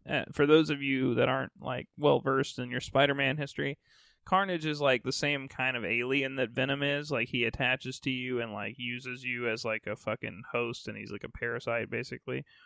But he is basically like mortal enemies with Venom, you know what I mean? And Spider-Man. So like that would be kind of a cool game because you could be, fighting, bad guys and good guys, you know what I mean? Because you're just fucking apeshit. You're Carnage. You know what I mean? Like, I don't know. That's a good idea. One of the ones that I was thinking about was, since we're in the Spider-Man universe, Black Cat. See, Black Cat's getting her a little tie-in in the new Spider-Man game. She's getting a tie-in, but do you play as her? I don't know. And even if you and did I play don't, as I her, don't think it would be out of the question because you play as Mary Jane and stuff. But see, my thing about it is, I want her to get her own game because it needs to be rated M.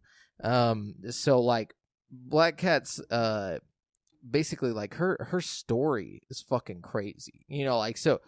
The reason she became Black Cat in the first place is because she was like almost raped and like by a dude, and then her friend saves her, and then they become really good friends, and then that friend ends up actually does rape her. Oh damn. And then so she's like, I'm gonna become Black Cat and I'm gonna go murder my rapist. And before she can get to him, he gets killed in like a car accident or something. And so like she's super pissed, and then like that just goes around murdering rapists. I feel like that's like what that was kind of like her idea at that point, probably. Yeah, I'm just gonna go kill rapists. That would be a cool game, just going around killing rapists. Like it'd be like the Last House on the Left, but as a superhero. You know what I'm saying? Yeah. Like. And that's why it's got to be rated M. That would be tight. That would be really tight. And like Spider-Man like makes a random appearance in it, and then like they just like fuck or something. Like I think that would be dope.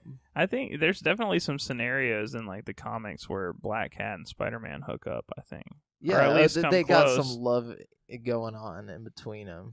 Going back to the Carnage idea, I feel like I remember like a Carnage comic back in the day where he like started taking over like supervillains. I'm pretty sure he takes over like he takes over the Green Goblin at one point. I can't remember if it's when it's Harry or whenever it's Norman, but he turns him into the Red Goblin.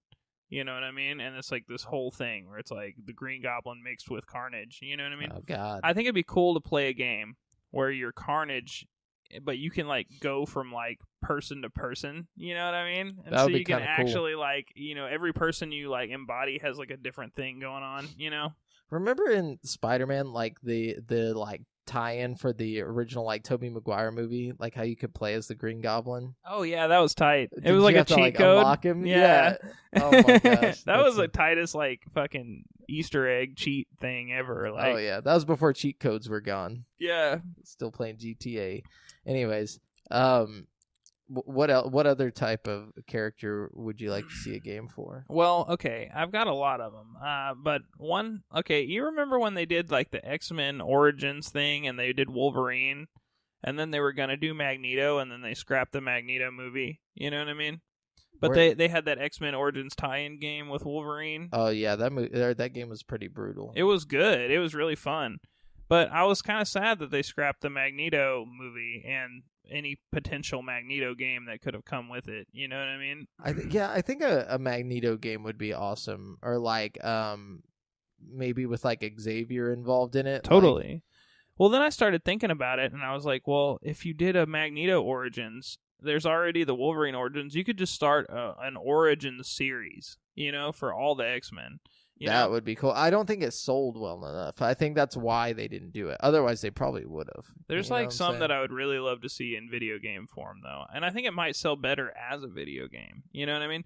Like, I think a Storm origin story would really be cool. Dude. And mainly because, like, imagine, like, the gameplay with that.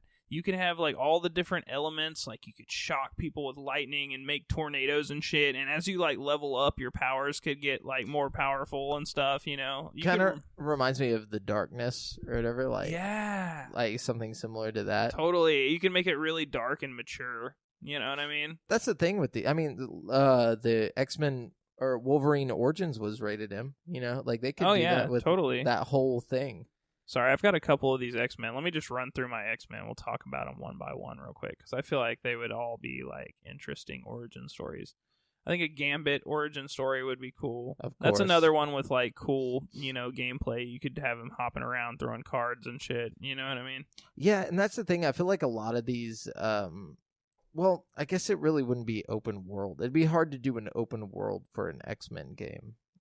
Just because, like, it's limited to, like, It really depends on what character. You know what I mean? Yeah. Like, with Gambit, I think it'd be fun to almost do a VR game, Because, like, Just so you the could card throw throwing cards. physics would be great, and, like, twirling your little baton around, beating people's ass with it would be fun in VR. You know what I mean? Nightcrawler would be cool. You know what I mean? Nightcrawler, or like Nightcrawler could function in an open world environment. I feel like it would make sense to have him fast travel places. You know what I mean? Like, that's what I'm saying. Or if like they added Nightcrawler to the Spider-Man PS4 somehow, like just oh yeah, that'd be cool. Just throw him in, throw a storyline in. I think a Cyclops origin story would be kind of cool. Maybe not even an origin story with Cyclops, because that would be like him just blasting everybody's face off with this fucking trying to like date a girl and murdering her. But like maybe like an early Cyclops where he's like learning to control his powers. You know what I mean?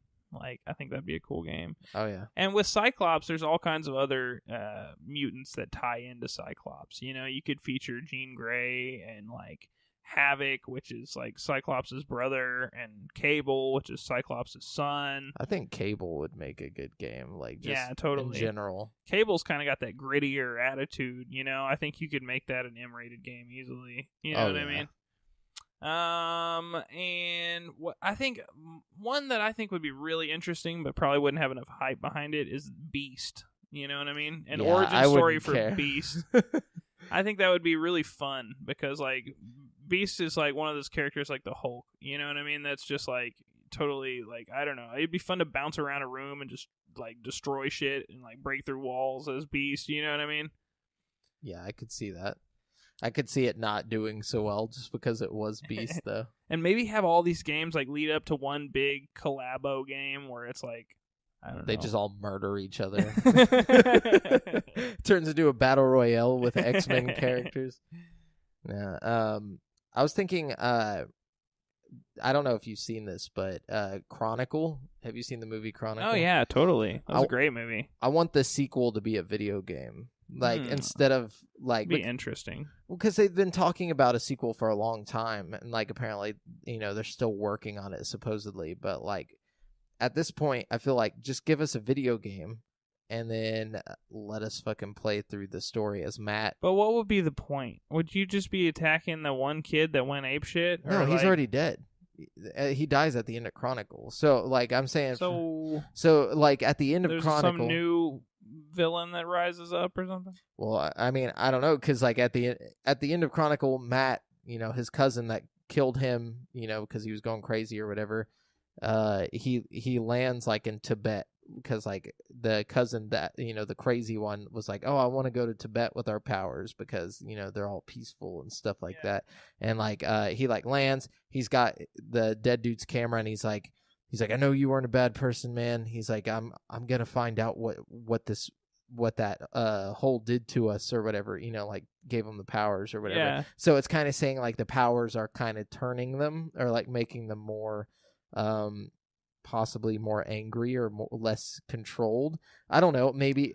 What if in the video game you're not even like, you don't even have superpowers, you're just like some army soldier, and like you have to stop the three of them because they've gone apeshit and they've like taken over the world, you know what I mean? Oh shit, so like as in just a retelling of the first one? No, like an extension of the first one. Like after the first one, like the three of their powers like eventually like corrupted their minds and they all went crazy and like with power and took over the world. And like you're playing as some like form of rebellion that's like going against this new world order that's like, they would have to change the complete ending to the last one, because both Michael B. Jordan's character and the other dude died. Like, oh yeah, they did. Yeah, you're so right about that. The only one left is Matt. So, and that's what he's saying. Like, I'm gonna go find out what happened to us. Like why this happened or whatever. So, and he's in Tibet or whatever. So maybe they find like the source. I was thinking like maybe he's like out to find the source, but as he's on his way, he starts running into people like Tibetan, monks or something with powers as well that are like trying to stop him from getting to the source. I don't know. It's something like that. I feel like you could make an interesting story if you really sat down and put the time into it. Like, or maybe they come back to life. Maybe the powers don't let them die. Maybe pull a Superman Returns type situation. I like that. Let's see. I feel like you need like a Daredevil game. Did they make a Daredevil game? I don't think so. And if it did, it's not how I'm imagining it right now. Yeah. I want to, like we were describing that fucking game earlier, the blind game or with whatever. The echolocation? Yeah. I want that, but like an action superhero game where you like traverse like this open world city. You know what I mean? But you can only see like 3 feet in front of you and everything's like blue. You know what I mean? That could be cool in VR, but I could also see that working as just like a flat screen game. Yeah, that's what I'm saying. I feel like it would work either way. You know what I mean? That would be really crazy. I don't think like anybody's ever big made open a game world, like but you just can't see any of it basically until you're like right up next to it. You know what I mean? That'd be like, I feel like a developer's like, I guess like their dream, because like they don't have to put a bunch of shit on screen at one time, so the game can just look beautiful. Yeah, you could have like insane details in every corner of the game. You know what I mean? Like, because it just appears whenever you use the echolocation. Exactly. And that's it. That would be tight, dude. Oh, that'd be so awesome. I could see that being a good game too, And like the fights in it, that would be so Yeah, you cool. could keep like a Spider-Man Arkham Asylum type fighting system going on. I wouldn't be opposed to that at all, but like, you hear them like instead like when they're coming at you, you start to see their like outline and shit, and then like, I don't know. Yeah, or it'd be like super skill based, and like whenever you get into fights, every time the guns go off, you can see the room and everything starts to go slow mo. Every time a gun goes off, it goes slow mo, and you like see the flash from the gun, and like like you were saying, it lights up the whole room around the gun. You know what I mean? Like so like whenever the bullets go off, you have like a certain amount of seconds to like make a decision before it goes dark again. Yeah, and then... or like the gunshots actually help you. Like, maybe the gameplay revolves around you, like, going around the rooms and, like, shutting the lights off with your little fucking sticks, like, breaking the light bulbs, and then, like, depending on them shooting their guns, so you can use the echolocation from the guns to, like, navigate around the room, you know what I mean? Oh, yeah. And just freaking fight like Elektra or something Dude, for some reason. And that's another thing. There's a lot of great character tie-ins you could do Kingpin. with Daredevil. You could do Elektra, Punisher, Spider-Man. It's all kind of in the same universe. You know what I mean? I like the idea of Punisher being there. Yeah, I was thinking V for Vendetta needs like a full like just game. I don't know. That was actually a Marvel comic, wasn't it? No, that was DC. DC, that's right. It's an Alan Moore comic. Interesting. I think that would be really interesting to do because you could play it out as like a narrative game. I was about to say it'd almost have to be some kind of narrative game. Narrative game. No, but like just kind of like being or like playing the character that is like trapped with him. You know what I'm saying? Like rather than playing as V and like doing like small shit, because there's a lot of time that gets skipped over, like in the movies and stuff like that, or in the movie, and like you could just like show everything, or kind of go through the whole situation as the character and like reading his books and like his little notes everywhere and kind of figuring out who he is and stuff. I don't know. I think that'd be cool. That would be kind of cool. And get a little more insight on him. Yeah. Let's see. I got another one. First of all, you guys are probably all going to notice this, but I'm really into those Netflix Marvel shows they've got going on right now, like the Daredevil and Jessica Jones and stuff. I need to watch those. And I really think Jessica Jones would make a great like Telltale game. You know what I mean? Because there's not a lot of action. She's got superpowers. Let me summarize Jessica Jones. She's like an ex-superhero who kind of just said fuck the superhero life and decided to be like a private detective. You know what I mean? So basically she's just a private detective with superpowers. You know what I mean? Like, yeah. Basically all she can do is like, I think she can fly and she's really strong. Like in the show she can't fly, but in the comics she can fly. I don't know. But either way, I think it'd be fun to have like a fucking private detective with superpowers kind of game, but play out like Fables. I think it would be a lot like The Wolf Among Us. I mean, not Fables. That's what the comics call. Yeah. No, that's a good idea. Because that's basically what The Wolf Among Us was. Is like a detective game with superpowers. You know what I mean? Like, true. It really was. I was thinking like there should be I guess you could say this is already a thing, but it's not at the same time. Like, I want a game where it's based in either the Marvel universe or the DC universe. So it's actually based in one of the comic book universes, but you're a random person who gets powers and you kind of get to decide on what your origin story is. So you get to decide like how your MMOs like that, but they all suck ass. That's what I'm saying. Yeah, I don't want an MMO. I want like a Spider-Man PS4 type game, but like you choose like here's your origin story, or I wish there was technology. I wish there was a way that like it could just occur. Like say they start you off as a character and you're like walking through this building, and if you walk like a certain direction and like say the right things, this is what happens. Or if you just become a certain kind of, that would be tight. Like Detroit Become Human, basically, but like the first act like determines what kind of superhero you'll become. Yeah. Like, and you have no idea which way is going to lead you to what. And maybe like little decisions, like maybe you start the game out and you're playing through like a normal day in this guy's life. Yeah. And every conversation you have has like really meaningful impacts with like the decisions you make to like respond. You know what I mean? Like say maybe like the conversation leads to like, dogs, and you're like, oh, I love dogs, and like your superhero all of a sudden just gets like dog fangs or some shit. You know what I mean? No. I don't know.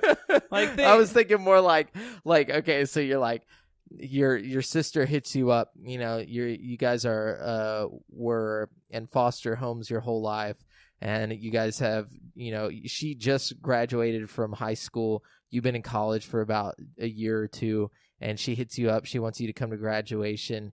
And her graduation, you show up and a terrorist attack happens. Right. But all the stuff leading up to that. Oh, no, not even that. I mean, like at that moment, that's what, like the way you interacted, like whether you were an asshole to her or not, like depends on whether you end up turning into like the brooding, like I'm the Batman type of character, or whether you turn into like the hey, I'm your friendly neighborhood Spider-Man. Like down those paths, and like powers. I wouldn't want to get into like dog teeth and stuff. Well, like obviously not that.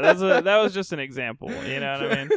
Obviously not dog teeth, but I mean, like, just based on liking like dogs. Your power is influenced by like you as a person. You Oh, know okay, what I I mean? get what you're That's saying. what I'm saying. You know what I mean? So like maybe in the game you're like, oh, sorry, I couldn't make it because I was watching a movie, playing video games, doing this. Or Yeah, that. exactly. Like, and then that somehow influences like the power you have. I like that. Or obvious choices like you walk by the vat of acid and then the vat of acid spills on you and like you're some freaking slimy mutant monster as opposed to like See, that's you what I get was bit thinking. by a radioactive spider. Like that kind of thing would influence it too. That would be like, I feel like you'd have like a core class and then like subclasses, and all of this would be determined by little things. Like your core class would be determined by like the actual accident you have that turns you into a super mutant or whatever. But your subclasses would be like little choices you made throughout the day. You know what I mean? Yeah. And I think it would be cool, like the moment you get your powers, like it kind of blacks out depending on what happened. And then like you just kind of wake up and it doesn't tell you how to use your powers. Like you just kind of like have to figure it out. Like yeah. There's you discover tutorial. your powers as the day goes on. Man, you'd have to get really deep with it. It would really have to have like the intricacy of a game like Detroit. Yeah. You know what I mean? Like to pull that off. The problem is I would want an open world like Spider-Man 4 type game to roam around in, and so well, it would just be the cutscenes that would have to be super intricate. Like you could make every objective the same, basically. Like the bad guy could still be the same, or you could have like maybe two different bad guys, like depending on if you decide to pursue like a villain or a hero type scenario. I mean, there's a way you could make it play out and work. And it would just take a lot of effort to make it like how I want it, how I'm imagining it right now. But that would be really cool. And it gets to a point to where like you have the option to join like a group of other heroes and like stuff like that. Kind of like, fuck yeah, dude. Joining the Brotherhood of Steel and stuff like that. But like, I think like if you choose to accept, they kind of send you on missions like with the group and stuff like that sometimes, and you get access to like wherever their base is. But if you choose not to, they kind of like turn against you and like refuse to help you in situations. Oh, dude, that'd be tight. Like that. I could see that being really cool. Yeah. Anyways, what you got? What's some other stuff? I think it'd be cool to have an open world Ant-Man game. God, that would be ridiculous. I know.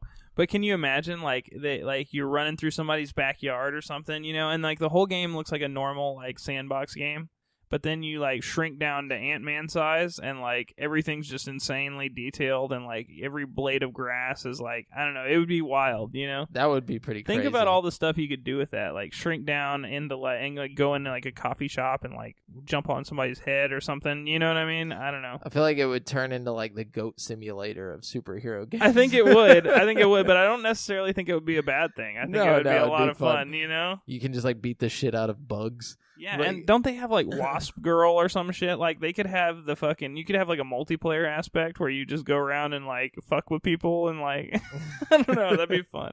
I like that as like just a lighthearted game. Yeah. I was gonna say fucking Shazam or whatever. I was gonna say that too. Captain Marvel, man, you gotta have fucking Shazam, dude. Like have like whenever you're a kid, just like. You can just like fuck with people like, please don't hurt me, I'm just a kid, and then just like, or vice versa. Like you could go beat up a bunch of thugs and like the cops come and like you're just like a little kid standing there like, oh thank God he saved me, like you could have a lot of fun with that. You could really implement that well, I feel like, Dude, yeah, that would be another lighthearted one. Use the kid, like you could think of all kinds of creative things that kids can do that adults can't, and like use that to the game's benefit. You know what I mean? Like reasons why you got to go back to kid form or go into adult form. You know what I mean? I don't know. Yeah, I like that. And maybe you could choose between being a good hero and like a shitty hero.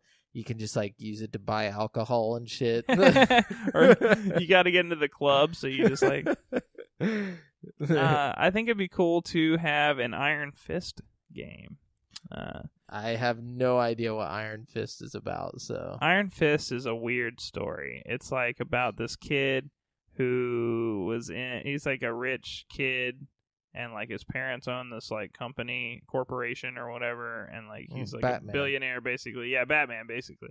But then he's on like a trip one day and his plane crashes, and he gets saved by these monks and taken to the mystical land of Kunlun, which is like heaven basically. And he's raised to be like a guardian monk in Kunlun, and he becomes so good at fighting that he is granted the title of Iron Fist, and which is basically the guardian of heaven, of Kunlun. So he stands at the gates of Kunlun and like guards it. But the Kunlun's mortal enemy, the Hand, was in New York for some reason, so he had to go to New York, and then all this shit happens. It's the most convoluted story I've ever heard. It's wild. It's really crazy. Like, I don't know. You gotta like. I think it would be really fun to play from like the point when you start at Kunlun to like when you leave Kunlun, and it would almost play like a Jade Empire type game. You know what I mean? Because like the whole story is like he fights his way to the top, and then he has to go through this like rite of passage where he like kills a dragon with his bare hands and shit. And fucking just reminds me of like Dragon Ball Z. Like I feel like it's just like a giant tournament the entire time. It would be cool. It would be a cool game, I think. It would be like a lot of Asian inspired themes and stuff going on. Let's do One Punch Man. One Punch. See, the problem with One Punch Man, the video game, is you just be one punching everything. Everything. There'd be no challenge there. That's true. Oh man, you said something in there that like it made me think of another thing. But I already lost it. Never mind. All right. I was thinking, we didn't get like a Kick-Ass game ever. Kick-Ass would be kind of cool. I feel like he's not really super. Kick-Ass? Yeah, dude. I feel like Kick-Ass was funny though. Like Kick-Ass was funny and it was super brutal, and that's what would make it awesome. It'd be almost like a Deadpool type situation. Except Deadpool has like all kinds of superpowers. He has superpowers in Kick-Ass too. He can't feel pain. Dude, Deadpool can like regenerate like limbs that get cut off. I know, shit. but they've already made a Deadpool game. See, Kick-Ass, I like the idea of fighting the motherfucker, and like it's super brutal. I mean, like I agree. I mean, I think it'd be fun, but you'd have to make it right. It'd have to play like a funny version of like the Punisher game for Xbox. You know what I mean? Like that's what I'm saying. Yeah, I want something like that. That'd be cool. It'd definitely get some torturing going on in there. Maybe you play as the motherfucker and you got your like shark pit and all that shit. And like, I mean, what game has let you just throw somebody into a shark pit? Have you ever thought, or a shark tank? I think that would be dope. That would be dope. Not that I'm into throwing people into shark tanks, but I think mean, you can throw somebody in a piranha tank in the Punisher. You can, but it's not throwing them in. You're really kind of just like dunking their head in there. That's true. That's true. You don't throw the whole. Yeah, I want to physically just punch somebody into a shark tank. Oh, jeez. Anyways, I like it. I feel like we need a Doctor Strange game. You know, I didn't know much about Doctor Strange until I watched that movie recently where he's like been in time and space and shit. Is it pretty good? I've never seen it. It's pretty damn good, dude. It's one of the better Marvel movies that's come out recently. It's really trippy. Isn't it Benedict Cumberbatch? Yes, it sure is. God, the worst name ever. It sounds like some kind of like fancy food or something. Sounds like a like a specific kind of video that you search for on the Benedict Cumberbatch. I think the physics would be cool with that though, because you could do like time stopping mechanics and stuff like that. Yeah, I don't know what his power is. So he's just like he just bends time. Yeah, kind of. He like opens portals and like crosses dimensions. I guess crosses dimensions would be more appropriate than bends time. Got some like Martian Manhunter type situation. Kind of, yeah. Less powerful than Martian Manhunter probably, but okay. Martian Manhunter's a badass dude. He's like fucking Superman, like on crack. I think they should make a game with him and the Green Lantern or something like teamed up. Oh, that'd be stupid, dude. I mean, in a good way. Yeah, you know what I mean? not the Ryan Reynolds Green Lantern, you know. I got one more. Do you have any more? No, you're good. Okay. Do you remember the Marvel Zombies series? Yes. Okay, I want a Marvel Zombies video game.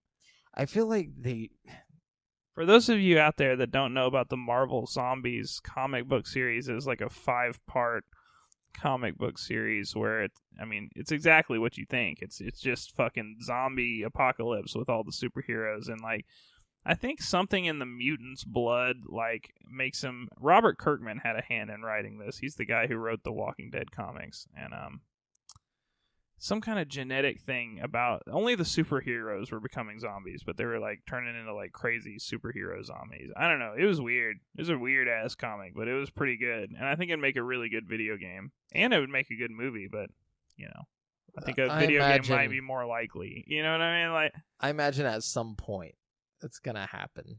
Yeah, I think it needs to get a little. I think once Robert Kirkman gets his shit together and gets done with fucking Walking Dead, and he's bored and looking for a new project to do, or maybe we might see something like that. You might get DLC of it. In a game. Hey, that would be tight if they did. Like, I mean, they probably won't do it for Spider-Man because they've already announced all the DLC for Spider-Man. But yeah, and oh yeah, one last one that I forgot to mention is like maybe like Jason Todd, like the Red Hood. Or like, oh yeah, that would be a cool one. That would be a cool one. Just because like you're murdered like right at the beginning, and then like you just like come back to life, ready to just fucking get revenge. Yeah, fuck yeah. Or like Spawn. Ooh yeah, dude, a Spawn game would be tight. Didn't they make a Spawn game back on like the PS2 or something? They had Spawn as a character in Soul Calibur, but I don't know if they had an actual Spawn game. I could have swore they did, but I don't know. I mean, even if they did, it was probably shitty since like no one knows about it. But yeah, I think that would be a fucking crazy one. Totally. But yeah, so there you go. That's our so many options there. Like y'all could take any of those. Yeah, take them, use them, make a game. Tell us what superhero game you want to see. Tell us in the comments here on YouTube, or go and comment it at facebook.com/groups/GameSpeak podcast. We're gonna jump into this week's People's Champ. We're gonna jump into that champ. Let's jump into it. Jump into the champ. Who's the champ, Brent? So I know if we're jumping into a him or a her right now. I think it's a him. Hang on. Wait for it. About to jump in him. Wait for it. You better open up. Here we go. Wait for it. We on the way. Wait for it. We're still waiting. Hold on. I'm getting excited. Getting excited here. About to jump. Oh my gosh, I'm sorry. About to jump. Oh my gosh. Here I come, champ. Okay, here we go. Oh my gosh. Brent's actually been lost into... Okay, Jeffrey Lewis, you're the champ. Woo! He says... We're inside of you. We're inside of you. He says, who do you guys believe is smarter? Neil deGrasse Tyson or Elon Musk?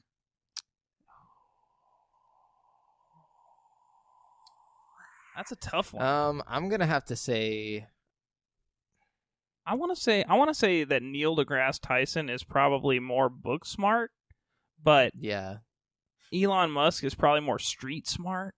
You know what I don't mean? even know about that. I feel like, dude, Neil deGrasse Tyson was like a championship wrestler back in high school. What does that have to do with it? I thought we were talking streets, like they're about to duke it out. No, not like the ability to fight, just like, like I feel like Elon Musk probably knows more like secret shit that the government is doing. You know what I mean? Like, I highly doubt that, dude. I don't know. More than Neil deGrasse Tyson. I don't know, man. Yeah.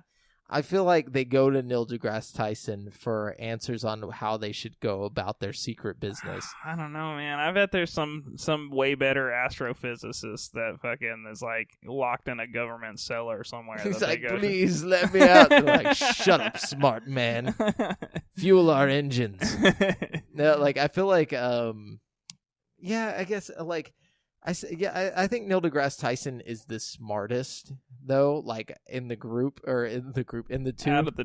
Out of the two, Neil deGrasse Tyson, I mean, he's like a professor at like a ridiculous... No, he's not. No. He's the head dude at the observatory. What observatory is it? Oh, man, I don't know. He's got a really cush job in the industry that he's in. I mean, he's a smart guy. You know, they're both smart dudes, He's no Bill Nye. Like, he's not just some dude pretending to be like a scientist. He's actually a scientist.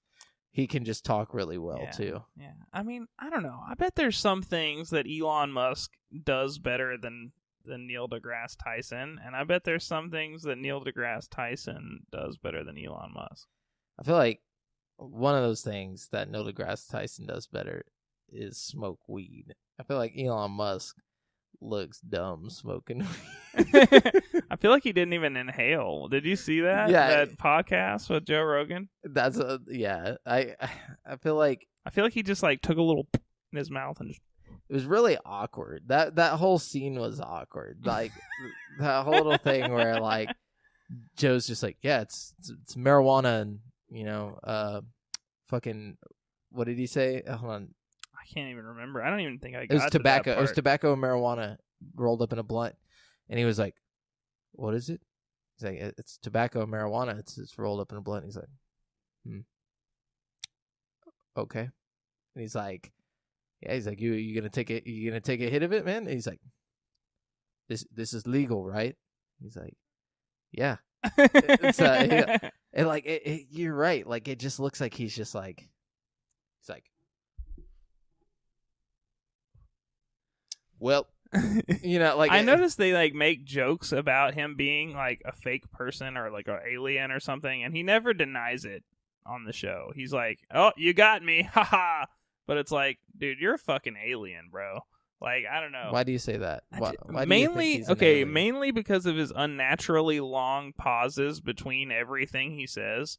I feel like it's because he's like got some little computer in his brain trying to like figure out the algorithm to like calculate what to say next or some shit. You know what I mean? Like, I feel like he knows that he's got investors with magnifying glasses watching all of his videos. So he hits a blunt on Joe Rogan's podcast. Well, that's why he was like, I don't know. He's like, is this legal? And like, you could tell he was really not wanting to do it. You could tell, and he was trying to act like he had never heard of marijuana before. Which, dude, if he really didn't want to do it, I don't think he would have did it. You know what I mean? I think he knew he was going to do it before he even came on the show, because at the very beginning, he's like, he said something about, the fireworks, and he's like, oh, no, the fireworks are coming later, haha.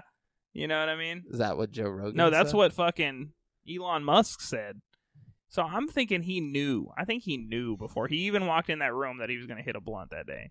You know? I think this might just be a publicity stunt. Really. Could be. I mean, it didn't work out for him.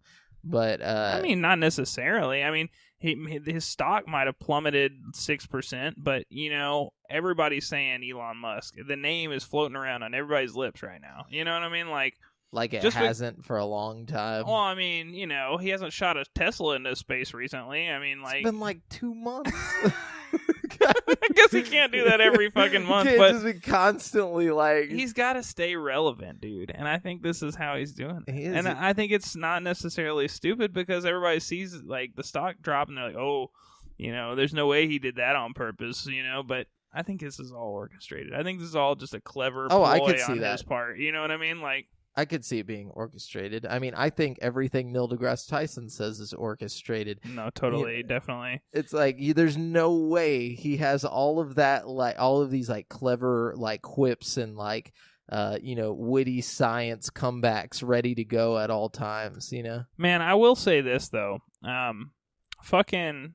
When Elon Musk was talking about artificial intelligence, it really resonated with me about the fucking Horizon Zero Dawn game I've been playing. Oh yeah, like everything he was talking about is like exactly how they represent like the future ending in Horizon Zero Dawn. Like it is wild how like it's almost like they went in the future and listened to that interview before they made the game, and then based the game on that interview. You know what I mean? Or the Matrix. I mean, like people have been talking about like the AI takeover since like day one. Yeah, but it's very specific. Like if you look at Horizon, like again, I don't want to spoil anything, but it's all about like collective consciousness and like multiple facets of like artificial intelligence and like the hive mind and all this like stuff. I don't know. It's really, really specific and like interesting, and like I don't know. After listening to that podcast, I was like, oh man, that could really that might happen one of these days. You know what I mean? I mean, it was kind of creepy with like, he's like, yeah, I've tried to warn people, but nobody listens. Very cryptic. He was like, oh. And he was like, who'd you warn? He's like, all of them. All of them. It's like, all right. I went to the president. I went to the Congress. I went to the national hearings both. I told them. I just picture Obama being like, what the fuck are you talking about? Same. Like, what? He's like, who let this guy in here? You know, but like, it is pretty crazy whenever he's talking about like, he's like, we'll reach a point to where like, he's like, by the time we know it's, you know, or notice it's going to be too late, you know? Yeah. It's like, well, you know, they'll take over. He's like, it could either be a good thing or it could be a terrible thing. Cool. So we got two options. That's another reason I feel like Elon Musk is a fucking robot, dude. I feel like everything he says is just like really monotone and like he's just created by a bunch of investors and like he's like actually the first AI. That's why he's so sure about AI is because he is the original AI. Like, oh my gosh, that would be the ultimate M. Night Shyamalan twist. Wouldn't that be some shit? What if he doesn't even know it? Like, that's what I'm saying. He's slowly. If they do the Turing test, you know, like and they're like he's ready, and they start showing him off. He invents PayPal. And then, like, goes on and, like, you know, that's why he had no hair whenever he was, like, 20, and now he's got, like, a full head of hair. Dude, I don't know. I just feel like we're going to be living in Detroit Become Human pretty soon. Like, that shit's fucking crazy. Well, one thing that I really appreciated that he talked about was how we're already basically, like, what's the word for it? You know, we've reached a point to where we're no longer just humans. You know, we're humans, you know, mixed with technology. Yeah, because of Facebook and social networks, we're like, well, phones specifically. Yeah, phones. Yeah, he's like, it all it is that, you know, like, you know, information it's how long it takes, you know, this surge to get from one part of your brain to the next part. And he's like, and so like now you can send that information quicker because all you have to do, if somebody asks you a question, you don't have to go to a library and look it up or anything. He's like, you can pull out your phone and you have the answer right there. So it's like the context in which he's talking about that, he's talking about like he's developing like neural links to like transmit fucking shit to your phone, like from your brain. Well, no, he was talking about or cutting the phone Matrix. out altogether. Yeah, just fucking connecting people's thoughts and shit. Like it. He's like, I don't want to talk too early on it, but he was talking about how he's gonna be able to like download skills into you, and that's another thing. The Matrix from Horizon Zero Dawn. They have these things in Horizon Zero Dawn called focuses, and like you put it on your ear, and basically it like goes into your brain and like makes you see like holograms and shit. You know, like that other people can't see. You know. Yeah, whenever he mentioned that and like how he said within the like 8 months, basically it was like whenever he was going to talk or like show more about it, like I was like having like an existential crisis. I was like, right. Oh my God. Maybe that's another reason why he doesn't care if his stock plummets, because maybe he knows whenever he shows off whatever the shit is in 8 months, there's no way anybody's going to fucking, you know what I mean? It's like, oh my God, that's the next step of evolution. Dude, like he's really talking about the evolution of the human race right now on Joe Rogan's podcast. So like, I'm like, God. Dude, they get pretty deep on Joe Rogan sometimes, man. Yeah, maybe I'm gonna take Elon Musk for the smarter on this one. I don't know, man. I just feel like Elon Musk knows some shit, and he's not talking about it. You know, like I feel like he knows some like world-ending fucking shit, and he's just, you know, he's not saying it. You know, he's just keeping it to himself. Oh, I can imagine. I mean, he didn't want to panic everybody, you know, like $20 billion, you know, like by himself. So, I mean, that's probably why he's so invested in SpaceX. He's probably like, shit, the planet's doomed. I got to have a fucking ride out of here. You know what I mean? He's Iron Man though. You know, like he's like legit Iron Man. If you think about it, he really is. Or Batman. He could be either one. Like he could literally, if he wanted, he could make a legit Batman like costume and fucking roam the night. Fuck a Batman costume. He can make a legit Iron Man costume. That's what I'm saying. He could do anything. He could get $20 billion and he has all these investors. He could make anything he wants. He really could. He does make anything he wants. But he's also smart. He didn't just make flamethrowers. He made He made enough flamethrowers to make $2 million exactly. Yeah, and he sold them all at a very specific price. He did the same thing. It's his little company, that boring company. They do all that shit. freaking crazy, dude. Freaking crazy. Anyways, let's move on. Yeah. What do we got? What was your answer? Who do you think is the smartest? You just got to again. I think I'm gonna think if we're talking about book smarts, Neil deGrasse Tyson. If we're talking about street smarts, like the way things work, the way life is, maybe Elon Musk. Yeah, but real subjective on that one. Definitely. Let's see. Dylan says, has anyone else considered hitting the pawn shops just to buy a PS4 for Spider-Man and a few other titles? I'm legit salty as fuck over this. I honestly have. I've thought about it. I'm not going to because, man, I don't know. That's just too much money to throw down just for one game. But it's not just one game, though. There's a lot of good PS4 games. No, but I mean, at this point, we're so close to the next gen. I'm not going to go out and throw down on another console. I've already got a Switch and an Xbox One. That's true. If you do wait for the next gen, you could pick up one extra cheap and then go back and play all, True. Because I know there's a lot of good PS3 games that I could still go back and enjoy. You know what I mean? And I wouldn't have a problem doing that, There's not too many that I would go back and enjoy, like on the 360 and PS3, just because of we've come so far with graphics and controls. I went back and played Far Cry 3 pretty recently and stuff like that. I mean, there's a game, but the thing is, I don't know. I don't feel like you could probably pay $200 flat or less and get a new PS4 with a controller and stuff from a pawn shop. I don't feel like that's unreasonable considering how many great games there are. You know? It's not unreasonable. I just don't think it's a smart choice right now whenever there's new consoles on the horizon. That's all I'm saying. But how far on the horizon, I'd say they're going to announce them in 2019.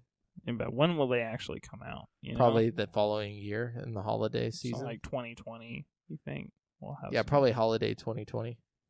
So, I mean, that's still 2 years, Yeah, but it's 2 whole years. Think of all the games you could play in the next 2 years. That's true. I think long term, man. I'm no, this is that's not enough time for me to enjoy the console. Most of the PlayStation exclusive games that are really good are really cheap also. Yeah. You could get Until Dawn, fucking Horizon Zero Dawn, and fucking the whole Uncharted series for under $60 together. You know what I mean? A lot of the exclusives have been marked down to $20 for whatever reason. You know what I mean? Yeah. I don't know. I definitely recommend getting a PlayStation. Let's see. Nick Geyer says, "What up, Nick? Why do people care about what system a game is on? Just buy every system and you won't have that problem, right?" Yeah, that's what we were just saying. That's what Brent's saying. Some of us, ain't got the money. Though. I understand that it's not cheap, but get that tax return, chip off $200 of it, and get you a fucking PlayStation, dog. Yeah, yeah. If it means that much to you, yeah, for sure. But again, there's a lot. Well, if you do decide to take the leap, there's a whole lot of good games. That you can't play otherwise. Let's see. Alex Costello says, which is better, a decent RPG with good combat, or a decent shooter with a good story? Hold on, wait. A decent RPG with good combat, or a decent shooter with good story? Oh man, that's a good question. Shit. That's a toughie. I would say a decent shooter with a good story would win every day. Yeah. Because look at BioShock Infinite. Mm-hmm. I think that it's not that it was a bad game whenever it comes to gameplay. It just wasn't anything special. Yeah. But the story was so cool that it just blew everyone out of the water. I really think that's most of the BioShock games, honestly. Oh no, the first one I feel was really cool with the first time. The other two didn't really expand on the gameplay. You know what I mean? However, the story was just as good, yeah, or better on all of them. You know what I mean? They're all great. I think I'm with you on that. I think and Wolfenstein is another great example of that. Great story, very decent, gameplay. Very mediocre gameplay, but still totally worth it at the end of the day. You know what I mean? Yeah, it's like the gameplay's not to the point to where it's like, okay, this is boring or I don't want to keep doing this, but it's also not like, holy shit, this is amazing. You know? Yeah, exactly. Yeah, Doom's another good. Well, I think Doom is a perfect example of that. It has a cool gameplay mechanic, but it gets old after a while. But the story itself, and like at least you gotta in push Doom through 2016, to see how. Yeah. Doom 2016 just really focused on the lore and like finding, little bits and pieces of the story here and there and all that stuff. That was just fun to me. I love that. So I guess I'm gonna have to go with the decent shooter with good story. Also, that's Same. a good one though. Let's see, and we've got rank the Final Fantasy games excluding 7. Haven't honestly played most of the Final Fantasy games. I've played like 9, 15, and 7. You know what I mean? I'm gonna say 4 and Tactics and 7. But I can't. If I'm not allowed to use 7, then I don't even know what life is. 7's the only one I really love. Yeah. 15 was all right, but I didn't even really finish it, or I think it really depends on your age, on how into Final Fantasy someone is. I feel like the generations like before us were really into Final Fantasy because they were like a super big deal on like NES and SNES, or at least the SNES. But by the time, like we were playing video games, Final Fantasy 7 dropped, and like you don't want to go back to like those, like 16-bit games once you've already played Final Fantasy 7, Yeah, it's true. At least as a kid. I mean, I've gone back. Like I said, I like 4 more than 7. It's a lot more fun as an adult. I feel like you appreciate it a little more when you're, Yeah, when you can actually, you're like, oh, this is a good game, not just, it's not beautiful. It's like, it's perfect in its own way. But yeah. Was that it? That was it? Yeah, that's all the question. Yeah, Thanks, guys. That's it. For the question. So we're gonna move on to this week in gaming history, where Brent's gonna wrap up the show. Take us back in time, Brent. Yeah, we're going way back. Let's see. Well, not way back. Well, we're going kind of far back. This week in gaming history, we're going back to September 12th, 1998. Oh shit, that is pretty far back. 1998. I would have been 6 years old. Yes. Let me think. You were probably playing this shit. What console? Game Boy Color. Mario Tennis. No, dude, I've already done that one like twice. Did we do that? No, that was for N64. Yeah, I did. I think I did the N64 and the Game Boy Color release on that one. Oh, okay. So let me think. 1998, Game Boy Color specifically. Yes.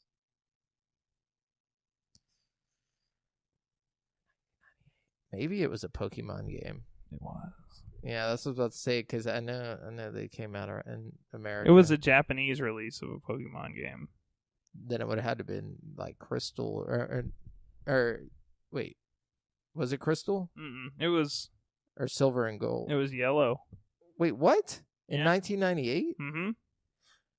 Oh my God! Wow, I can't believe I was only 6 when that came. That know, was right? in Japan. Yeah, we didn't get it till later, so probably 2000. Wild, huh? What the hell? That's freaking crazy. You know what came out the same week in 1998, September 9th? For what? PlayStation 1? Is it Spyro? Yeah, how'd you know? Just a good guess, man. Good guess, yeah. Spyro the Dragon, I was dude. thinking of kid games, but like, that's crazy. So that means me and you were probably 8 whenever Pokemon came out. I feel like we were younger. That's crazy. Oh man, I remember my first experience with Pokemon. I was at Disney World and my sister was playing it on the Game Boy, and that must have been. I was real little. I Did barely she have remember the Japanese version? I don't know. Because that's the thing. I feel like that's something that Allie would have had, was like the Japanese version of it. I don't remember it being in Japanese. But that's it. But I was a little kid, so I don't know. Yeah, because I know I remember it being on like the original Game Boy. I don't know. Yeah. Yeah. It's freaking Freaking crazy, man. Old, man. Ash is so old. Anyways, remember, you've been listening to GameSpeak Podcast, courtesy of CreateForSanity.com. The show posts for free every Wednesday on all podcast directories. Be sure to submit any questions you want read on the show to the GameSpeak podcast Facebook group. Sorry, guys. Facebook.com/groups/GameSpeak Podcast. Check out our video content right here on YouTube. All you have to do is search Create for Sanity. It's all one word. And if you want to stay up to date with your boys, you can find me on Twitter at the handle Aljaafreh Jamal and Brent at Brent has one. That's the number 1. And check out the GameSpeak Podcast Instagram. Until next time, listeners. Later. Go on home now.